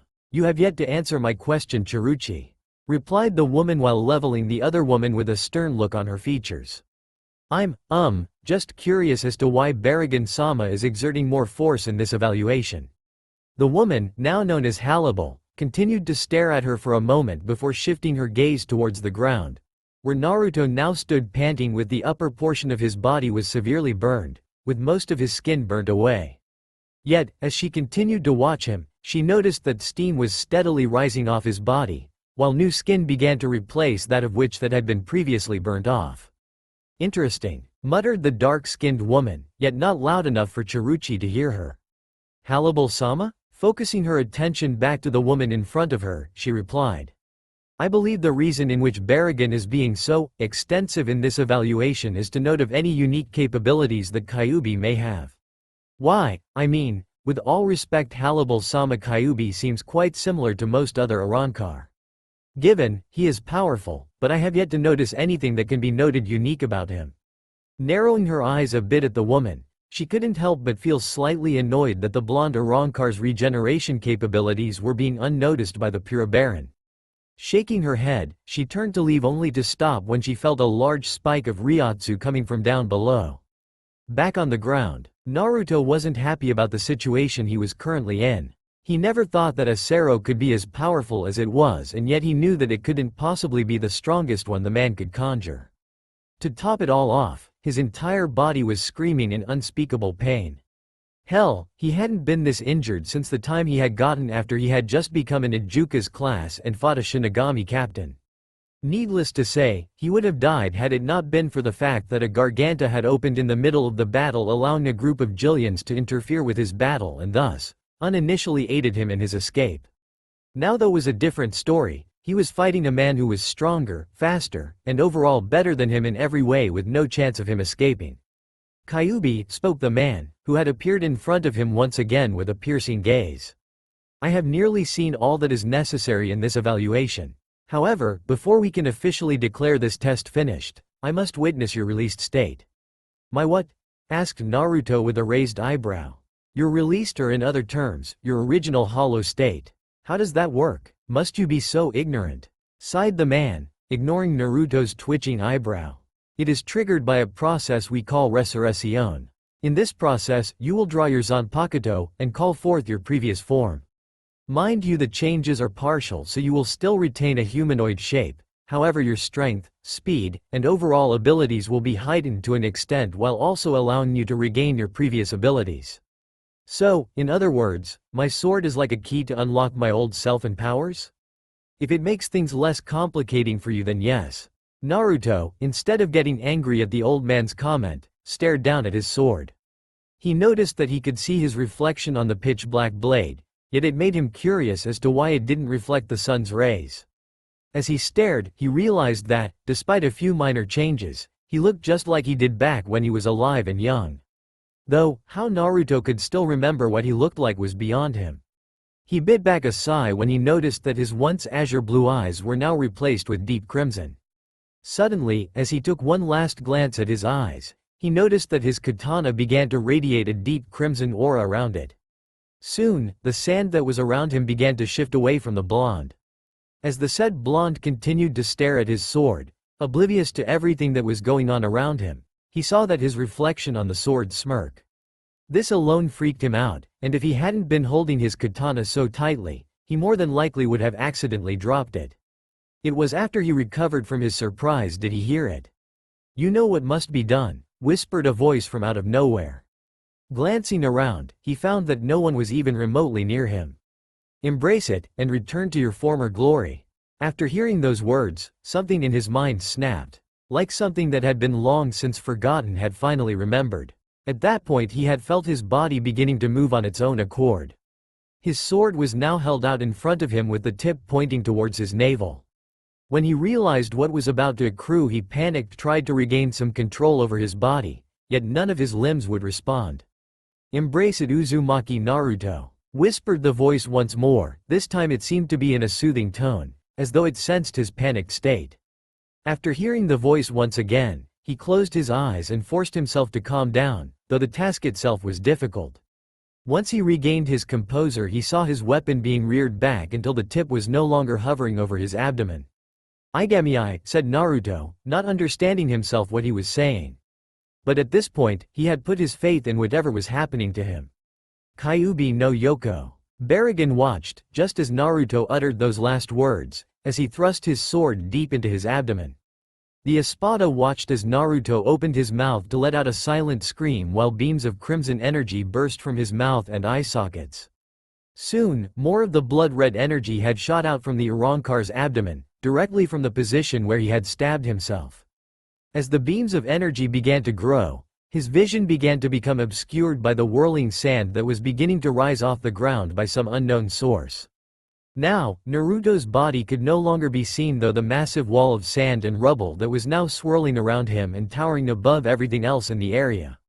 A few moments of watching this, Barragan was beginning to get curious as to what Naruto's released state would be. It was only a few moments later when he felt it. Rage, bloodlust, death, and suffering that was radiating from inside the maelstrom of sand and debris just ahead of him. He couldn't help but smirk as all these things came pouring out in waves and spreading throughout the area like a pellage. Halibal herself was now just as interested as she was before in who was currently in the eye of the maelstrom.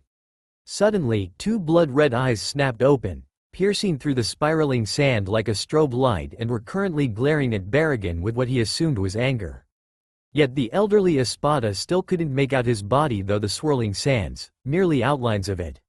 But what he could see very clearly were the shadowy outlines of 9 skinny tails fluttering in the high winds behind him. He felt a small smirk begin to spread across his face as the winds steadily died down, and with only one thought in mind. Incredible. Later that day, the sound of sandals brushing along the ground echoed throughout the corridor as Barragan headed into the meeting hall of Las Noches. Sure, he could have just used a Garganta to get him there faster, but he just didn't feel like it. Mostly because he was in the mood to walk instead of abuse his ability. After walking down the corridor for a few moments, he spotted the doors leading to the meeting hall. When he reached them, he slammed his palm into the center of each door, thus causing both doors to swing open and allow the man entry. Inside the room was nothing special. Simply a long table that took up most of the room with multiple chairs to accommodate the Espada and Aizen's 2 other Shinigami companions. However, sitting in the third seat on the right closest to the back, sat a man in a standard Arrancar outfit with the exception of a pair of white gloves on each hand. He had shoulder-length dark hair which was parted down the middle along with a goatee. The remains of his hollow mask consisted of a bottom jaw that was positioned like a necklace, while his hollow hole was positioned on his sternum, right below the tip of his mask. Currently, the man's eyes were closed with his chest rising and falling, indicating that the man was asleep. Barragan grunted in annoyance before walking over towards the man and bashing his skull into the table. Despite this, the man only opened his eye and glanced at him lazily before yawning loudly. After that, he began to rub his eyes a bit to wake himself up before glancing back at the elderly man behind him, who was still looking rather annoyed. "What was so important that you had to wake me up for?" asked the man while resting his head on his palm with his elbow positioned on the table. "I had completed Kyuubi's evaluation, Stark," replied Barragan, noticing that he now had the man's complete attention. "I figured you would like to hear the results." "I see," replied the man now known as Stark before his poster became serious. "Were there any abnormalities as Aizen-sama expected?" "Yes. He displayed rapid healing capabilities greater than even Ulquiorra could perform and was quick to adjust with his Arrancar capabilities." Though, my assumption is that he may have even some skills that may manifest as he adjusts. What has drawn that conclusion? Aside from the rapid healing capabilities, he seemed to have rather sharp instincts that had managed to aid him in avoiding some of my attacks. Though, it could merely be coincidence, I suspect that in time more abilities may be unraveled in time. Stark sat in silence as he took on this information while constantly nodding his head. Though, part of him could care less about Kyuubi, Aizen had a key interest in the lad and he had been ordered to note anything that was worth interest. After several moments of silence, he glanced back at Barragan before asking, "What of his released state?" Barragan simply smirked slightly before answering, "Aizen-sama has made the perfect choice in selecting him as our newest recruit." Stark noticed the smirk and couldn't help but straighten himself up even further in his chair as he gestured Barragan to proceed with the information. By the time Barragan had finished, Stark was left speechless at what he had been informed of. After it had all sunken in, he immediately stood up, almost knocking the chair over, before snapping his fingers. A few moments later, a pale green blur burst into the room and practically flung itself onto Stark, had he not caught it by the scuff of its vest. The blur was soon identified as a young female Arrancar with short pale green hair. Her attire consisted of a pair of white briefs and vest over her chest while her hollow hole positioned in the center of her outfit. The remnant of her mask was what looked like of a helmet with a sort of eyepiece that also extended over her left eye, which was decorated with a flame-like pattern. The said young girl pouted a bit as she stared back at Stark while squirming a bit to try and free herself from his hold. "You're no fun, Stark-sama," whined the girl while still pouting. She was soon silenced by the stern look he had on his features as he looked down at her. Instantly, she too became serious and once she was released she had stood at full attention. Whenever Stark looked this serious, it meant there was no room for playing around and that it was strictly business. "Lilynette," spoke Stark calmly. "Please gather the Espada into the meeting hall immediately. This is rather important and should any of them give you any trouble, report back to me and I shall deal with them. Once you have informed all of the Espada, locate Kyuubi and inform him of this meeting as well." "Hi Stark-sama," bowed the girl now known as Lilynette before excusing herself to proceed with her orders. With Naruto, the sound ripping cloth could be heard echoing throughout the dark room in which Naruto was occupied in. After tossing the other sleeve of his jacket to the floor, Naruto placed it back on before sighing. He spared the high elevated window a glance as the moon's bright light shined through, illuminating the entire room in the process. Soon, he found himself staring at the moon with a glazed look in his eyes. Turning his head away from the window, he sat on his bed, with his elbows propped onto his knees while brushing his hands through his blonde locks. After doing this several times, he stopped suddenly before standing to his feet and outstretching his hand. A few seconds later, a small rip began to form in front of him before it opened and grew wider and wider until all that could be seen was a black void big enough to fit him in. He calmly stepped inside before the void began to close, leaving him alone in the darkness for a few moments with only one thought in mind. Time for a visit. Hueco Mundo was a vast place, that much was obvious with its endless desert stretching as far as the eye could see. And in its vastness, it remained almost devoid of anything with the exception of a few hollows scouring the dunes in search of food and dead withered trees. Yet, white sand wasn't all that could be found in the giant wasteland, as remains of several old and destroyed buildings could be found in many locations around Hueco Mundo. Among these many areas, one that had stuck out the most was an area completely covered in withered trees along with a large stone walls that rose up several stories high. Though it was nothing in comparison to Los Nachos, it was still an impressive height for something so old yet still standing. Yet, throughout the miles and miles of dead trees, the place seemed devoid of anything as not even the smallest of hollows was seen anywhere near the tree line. Suddenly, on the top of the massive wall, a black void suddenly opened to reveal a blonde-haired man garbed in white with his eyes shut. The man calmly stepped out of the void and onto the stone wall while the garganta closed quickly behind him. When Naruto opened his eyes, he felt a bit pained at the sight, even though he had seen it many times before. Buildings ranging from big to small were all left destroyed and crumbled over due to time and Akatsuki's weapon. With a depressed sigh, Naruto leapt off the wall and collided with the ground below him, kicking up a cloud of sand in the process, followed by a few chunks of stone that had fallen off the wall where he had stood before he began walking down a path with both hands shoved into his pockets. As he walked, Naruto took in his surroundings, reminiscing about all the things he had done along these roads when he was alive and young. He saw the old bookstore that he and Konohamaru had snuck into so that he could show the lad how to perform a certain jutsu, though the name had escaped him after so many years. Continuing down the path, he found the bridge, or what was left of it, where he and his team had all met with their sensei all those years ago. He even found the small food stall that once used to belong to his best friends Tenchi and Ayame. Other than those key places, everything else he found were remains of the homes that had been either destroyed or had withered away due to time. After walking for what seemed like hours, he finally came to a stop near the location in which he wished to revisit, the Hokage Monument. Even to this day, he thought it was astounding that it had remained unscathed during the unleashing of Akatsuki's ultimate weapon. Yet over the millennia, the faces began to fade and wither with time until soon, it was almost impossible to distinguish the faces that were once displayed proudly above the village for everyone to see once you looked up. Had he not lived here, dreamed of having his own face carved onto that mountain, he would not have known who they were or even remembered them after all these years. So, with his destination reached, he stood rooted to the spot and stared at the faces as memories of that day invaded his mind.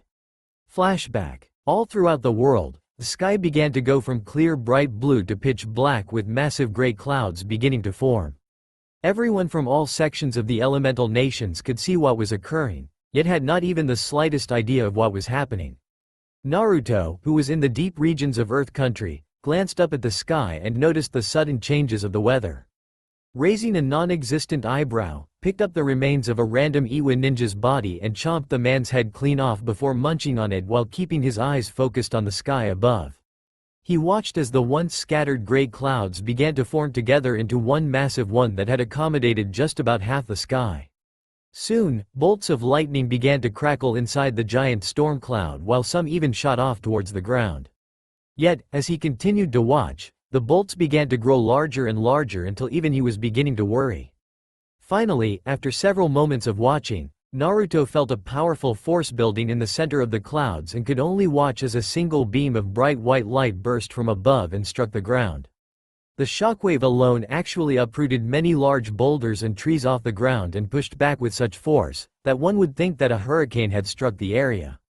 After the shockwave, he saw a large dome of blinding white light beginning to spread and expand to great proportions while consuming just about everything in its path. As it steadily spread towards him, all he could do was shield his eyes from the blinding light before he too was consumed by the dome. End flashback. Naruto was disturbed from his thoughts when he felt a presence behind him. Snarling, he whirled around with his claws extended only to come face to face with a dark-skinned blonde woman staring at him impassively. Now normally, he would have attacked anyway, regardless of gender, yet the reason he didn't was simply because he recognized her as one of the Espada that was in the room when he had been turned into an Arrancar by Aizen only 2 days ago. Kyuubi, stated the woman in a stoic tone. I have been sent to inform you that you are to be given your rank and that you are to return to Los Nachos as of immediately. Naruto, only scoffed at this. What did it matter what kind of rank he was? It wasn't like there were any benefits for it, so why bother? Nonetheless, he nodded and watched as she opened up a garganta for both the Espada and himself to enter. Naruto wordlessly stepped inside to join her, and a few seconds after the void had closed, it had reopened just outside one of the 3 large pillars stationed around the main building. After the two had exited the void, Hannibal opened the door to the tower, showing a long flight of spiraling stairs, before gesturing him to follow. Naruto could only sigh as he followed behind the woman up the stairs while mumbling about elevators. Though, he didn't complain too much on the matter since he was walking behind the woman and was given a decent look at her curves as they walked. Course, this only lasted a few minutes until he was beginning to get annoyed with the silence, so he decided to break it. You are an Espada, correct? Asked Naruto in an attempt to start up some conversation. Yes, was the woman's simple reply, which annoyed the former Fox Hollow further. So, how does your ranking system work? Every Arrancar is given a number that specifies them as their rank. Arrancars with 2 digits are called numeros, while 3-digit ones are tres cifras. Numeros are the primary force of our army, and as an Espada, We are given a subsection of the numeros that directly serve one of us called frazione. Though the numeros are far stronger than those who are tres cifras, they are not anywhere near as powerful as the current or former members of the Espada.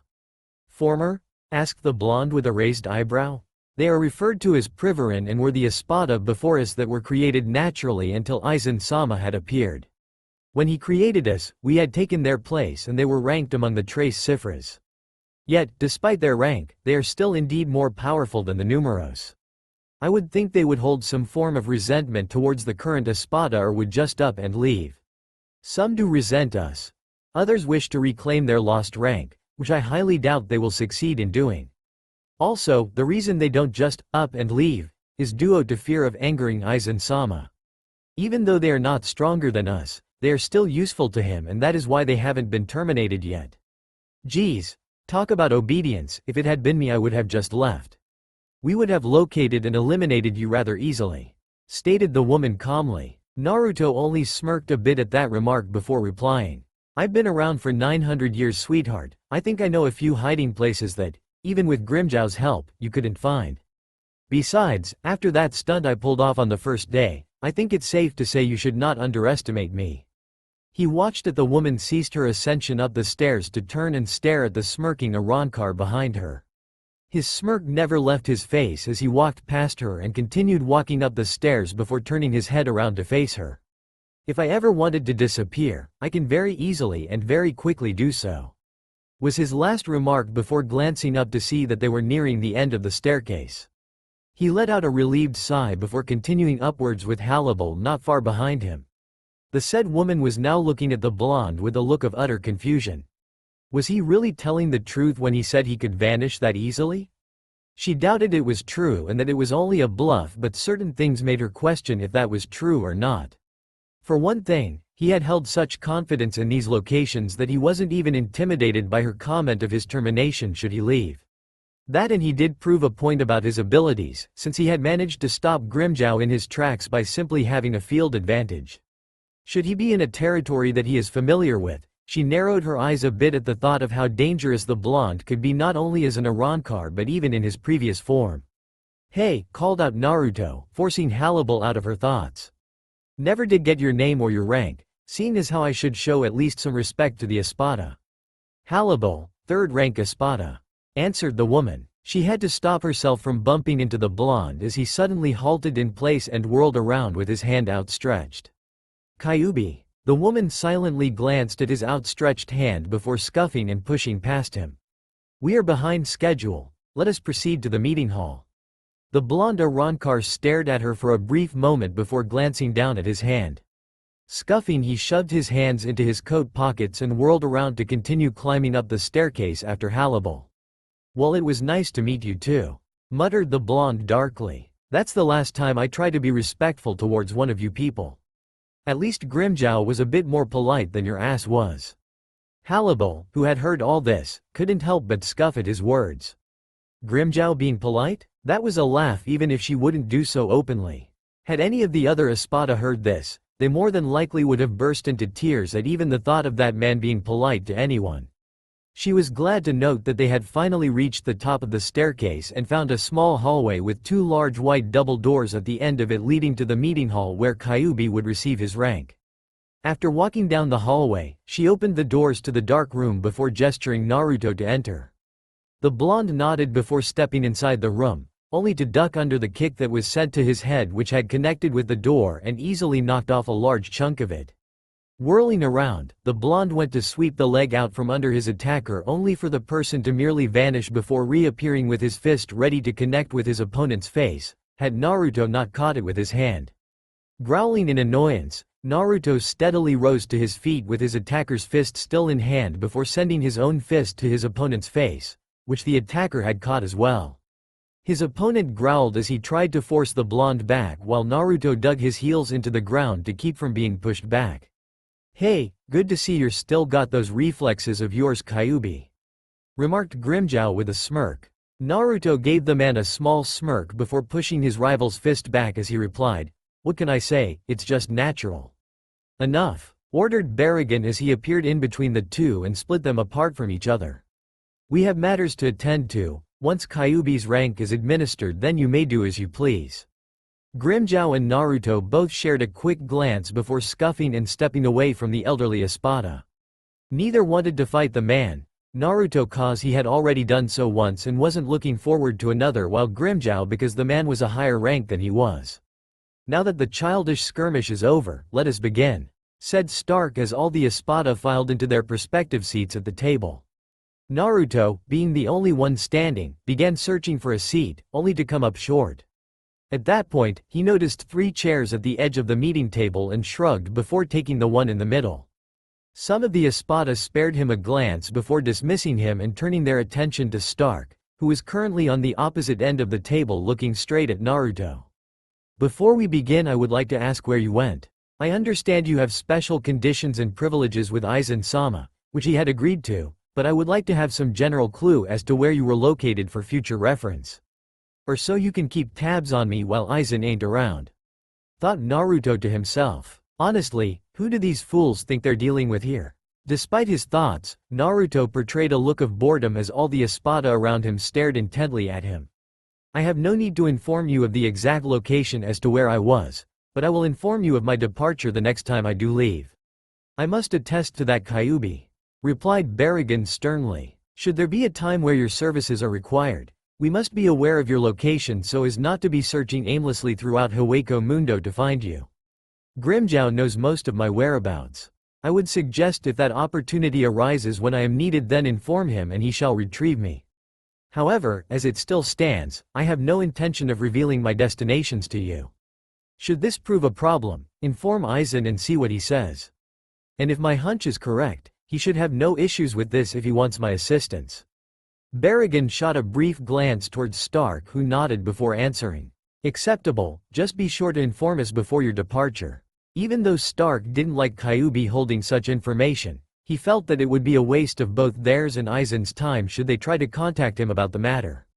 The last thing he needed was for Aizen to be annoyed at being contacted, while still in Seireiti and at risk of being discovered, over such a trivial matter. Understood. Good, now on to business, replied Stark before placing his elbow on the table and fixing Naruto with an even stare.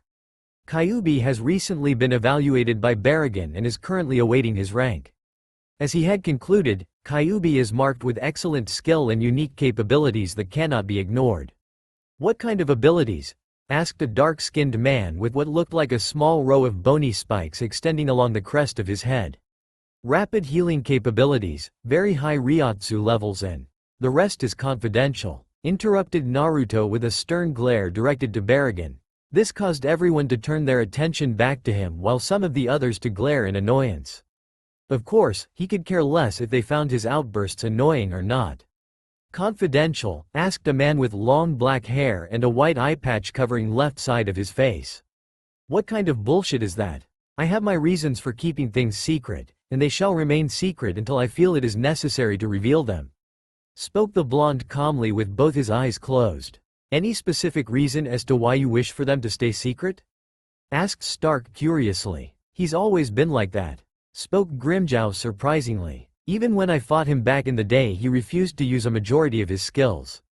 Personally, I think he holds back because he wants to surprise his opponents, that and he obviously doesn't trust us entirely as of yet.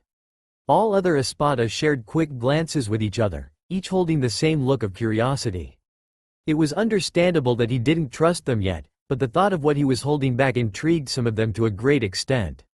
After all, hearing all the talk going on about him, some were just itching to see what kind of tricks the Arrancar had up his sleeve. That aside, it was made apparent that Kyuubi-san's abilities cannot be ignored and that placing him as a numeros would simply be a waste. His experience in many battles dealing with Shinigami also proves to be very beneficial in future confrontations. So, what are ya saying? Asked the man with the eye patch. He's going to be an Espada or something. Stark could only sigh before nodding his head. It seems to me that it's the only option we have at the moment, Neutra. He could be a Fracione, stated another Espada who had pink hair and glasses. Barragan only shook his head at that suggestion. Such a rank is not fitting for one of his level. With raw power, it can easily be said that he is equivalent to Hannibal, myself, and Stark's level. However, his skills in actual combat are lacking due to his transformation, thus had made rank to that of yourself or Zamari's level. Overall, I would have to rank him among the middle ranks. So, you're saying somebody should just move over and let this guy become an Espada just like that? Asked a giant dark-skinned man. We have no other options at this point, Yami, replied Stark with a sigh. As such, Kyuubi shall be given the rank of. I will not stand for this, shouted a voice followed by the sound of his fists slamming against the table in anger. I believe I speak for all of us when I say that our ranks should be stripped from us just because he is favored by Aizen-sama. This does not concern you, therefore, you have no reason to object to this decision, replied Barragan while sending the man an icy glare. The Espada who had spoken out was what Naruto assumed was a man wearing a tall white mask with 8 small holes over his head. He wore a dress garb that covered his entire body as opposed to the normal jacket and hakama. He also wore a frilly noble's coat as a replacement for the jacket along with 2 white gentleman's gloves. Overall, in Naruto's eyes, the guy looked rather odd-looking. As Naruto took in the man's appearance, he turned his attention onto the blonde before scuffing and turning his attention back to Barragan. With all due respect, Barragan-sama, personally I cannot and will not simply hand over my position, nor will the others. Our abilities are the reason that we've retained our status as Espada, and I can only assume that we all plan to keep our positions. Be that as it may, Arrancar, I can say that Kyuubi has. I don't mind being a Fraction unit, stated Naruto suddenly, interrupting Barragan and causing him and Stark to look back at him curiously. Personally, I could care less what rank I am, whether it be the 1st or the 100th. Just because I have a higher number doesn't make me any less strong than most others. In fact, this action could prove useful, as those Shinigami scum will be caught off guard when they encounter me and assume I'm a weak Arrancar, only to realize that they are fighting someone far beyond their level. Even though this is a cunning tactic to use, I must attest to this proposal. As your obedience is rather questionable as it stands, how are we to assume that you will obey orders from your commanding officer should we agree to this proposal? Rebuked Barragan while narrowing his eyes at the blonde Arrancar in front of him. Naruto merely shrugged and replied, I might display arrogance a majority of the time, but I'm willing to cooperate with my superiors if they are without a doubt stronger than myself. However, if you insist on me being one of these Espada, then when the opportunity arises just let me fill in that Arrancar's place. Stark, who had his hands folded under his chin in thought, nodded silently. Kyuubi did have a few good points in his proposal. Shinigami would most definitely not suspect a low-rank Arrancar to be so strong and thus underestimate him. Even if it's slightly, it would still be enough for the Arrancar to at least gravely injure them or even kill them in that period of time. It would also give the blonde the time he needed to adjust to his new form while also gaining control over his abilities. All in all, the idea of the blonde becoming a Fraction was steadily becoming more and more acceptable than they once were. However, there lay another issue that was in need of addressing. Should they decide to make him a Fraction, who would he serve under? Many of the Espada either already had units or didn't have any need for them. It is settled then, stated Stark calmly as he let out a sigh. As of today, Kyuubi is now officially a Fraction unit of the Arrancar army. If anyone wishes to recruit now, speak now, otherwise Barragan and I will decide his placing ourselves. None spoke for a moment as they debated on whether or not to recruit him. Nutria simply scoffed at the idea of having another annoying underling under his wing. True, he could say that this one would prove more useful than Tesla, but he really didn't have the patience to deal with the blonde whatsoever. Hallible wasn't all too willing to have the blonde join her either, since she already had 3 with her and they proved to be powerful themselves, so she really had no use for the blonde. Aporo was currently weighing the options of having the Arrancar under his command. After what the blonde had displayed after Tessai had severed his arm, he had become interested as to what extent his regeneration capabilities could do. On the other hand, he doubted that Kyuubi would allow him to test out those abilities and could quite possibly kill him should he try. After his display against Grimmjow, he was willing to admit that the blonde was cunning and thus could quite possibly kill him should he really make an attempt to. In the end, he decided against it, as the cons outweighed the pros in the decision. Yami just didn't care all that much about the blonde. In his eyes, the Arrancar was weak, and the only reason that he was there in the first place was because Aizen favored him more than the others. His thoughts were similar to Arrancar, who felt insulted that the blonde had almost taken a seat among the Espada despite the fact that he had been in Hueco Mundo for only a few days. Grimmjow could only smirk a bit at the thought of having his rival under his command. Sure, he had 5 other Frazione under his command already, but they already met with Kyuubi before. Not only that, but he could also gain himself a worthy sparring partner and not have to worry about injuring him too much since the former Fox Hollow could regenerate like no tomorrow. Zamari scratched his chin in thought of having Kyuubi as his Frazione.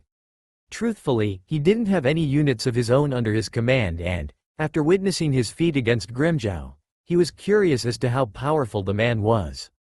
He knew well enough that strength alone was not what made a warrior, and Kyuubi had proven this by those actions. "No one?" asked Stark one last time. Zamari nodded to himself as he made his decision while across from him Grimmjow smirked. Both were about to speak when Stark's attention, along with Barragan's, turned towards the pale man who had stood up from his seat and was staring directly at Stark. "I shall recruit him," spoke the man in the same monotone voice as always while staring blankly into the lazy Espada's eyes. This action actually drew everyone's attention towards the man as, from the time he had become an Espada, he had never recruited anyone. Even when some of the more talented Arrancar were offered, he had never spoken a word. Mind you, he could cooperate with others among the Espada as Yami and Grimmjow had both teamed up with him on a few occasions, but never had he chosen to have a Frazione unit under his command. Why, no one ever had the answer, and that was just how it was, no questions asked. Yet Stark couldn't help but be pleased with the results of this. Part of him was still surprised that it was him that had chosen Kyuubi instead of Grimmjow or any of the other Espada. Though, he knew the man had his reasons for doing this, as he never did anything like this without one, but he couldn't dwell on it now. What's done is done, and now that it was settled, he could end this meeting and get himself some well-deserved sleep. "Then it's settled," replied Stark before turning his attention back towards Naruto, who was curious as to why everyone was looking so surprised at this. "Kyuubi, you are now under the command of Ulquiorra Cipher." Naruto raised an eyebrow as he glanced over at his new commander in curiosity. He had noticed the surprised looks on everyone's faces, yet he didn't see what was so surprising about this. The guy was powerful, that much was obvious since Ryotsu was practically oozing off his body in waves. Yet, other than that, he could find nothing that stuck out as unordinary aside from the pale white skin. "Kyuubi," stated Ulquiorra, snapping him out of his train of thought. "We are leaving." The blonde wasn't even able to respond as the pale man had scooted his chair back and made his way towards the door. Scowling, Naruto raised out of his seat as well before following not far behind the man. After the sound of the doors slamming shut behind the two, Hannibal glanced over towards Barragan questionably, who in turn noticed this and turned his attention towards her. "Is there something on your mind, Hannibal?" asked the aged Espada curiously. Merely curious as to why Ulquiorra would take Kyuubi as his Frazione. It seems rather uncharacteristic for him to do such a thing. "Your concerns are misplaced, Hannibal. Indeed, this occurrence is unexpected, but it seems to have still played into Aizen-sama's favor." "Even so," murmured the woman to herself as she crossed her arms under her chest. "It's still very sudden." "That may be, but the issue is no longer of anyone's concern any longer," replied Stark. "What's done is done, there is no longer a need to ponder such thoughts. This meeting is now adjourned, you may all do as you please." At that, the sound of multiple chairs screeching along the floor could be heard all throughout the room as the other Espada stood up from their respective seats. Grimmjow, however, was scowling at the missed opportunity to recruit his former rival as he left the chamber, while the others just thought that the meeting was rather pointless. With Naruto. As Ulquiorra and Naruto finally exited from the tower, the blonde had been pondering many thoughts about the meeting. The biggest thing on his mind was about the man that was walking ahead of him. What made this guy so strong? What rank does this guy have? But the biggest question was, how strong was this guy altogether? It was obvious that this guy was no pushover. He could tell that, with the exception of a select few Espada, none of them were anywhere near his level in power. Hell, even a human could more than likely feel the staggering Ryotsu that was coming off this guy. But, instead of finding an answer, it also provided more questions to him. If this guy was as strong as he guessed, why would he recruit someone like him? Don't misunderstand, Naruto knew he was strong. But, at the moment he was the weakest he'd been in thousands of years as he had literally no idea what he was truly capable of anymore, what his abilities were in this form, or even how to control his Ryotsu correctly yet. Oh no, thought the blonde frantically as his facial expression turned to that of pure horror. This means I'll have to do 900 years worth of Ryotsu-controlled training all over again. Fuck, yelled the blonde as he slammed his fist into the nearest object, which happened to be a withered tree which snapped in half and fell to the desert floor. Ulquiorra, who hadn't been paying much attention to his newest recruit, turned around to stare at the sight of Naruto with his head hung low. It was at this sight, did Ulquiorra begin to doubt that choosing Kyuubi as his Fracione was a good idea. That's all for now. If you enjoy this video, then please like, share and do comments.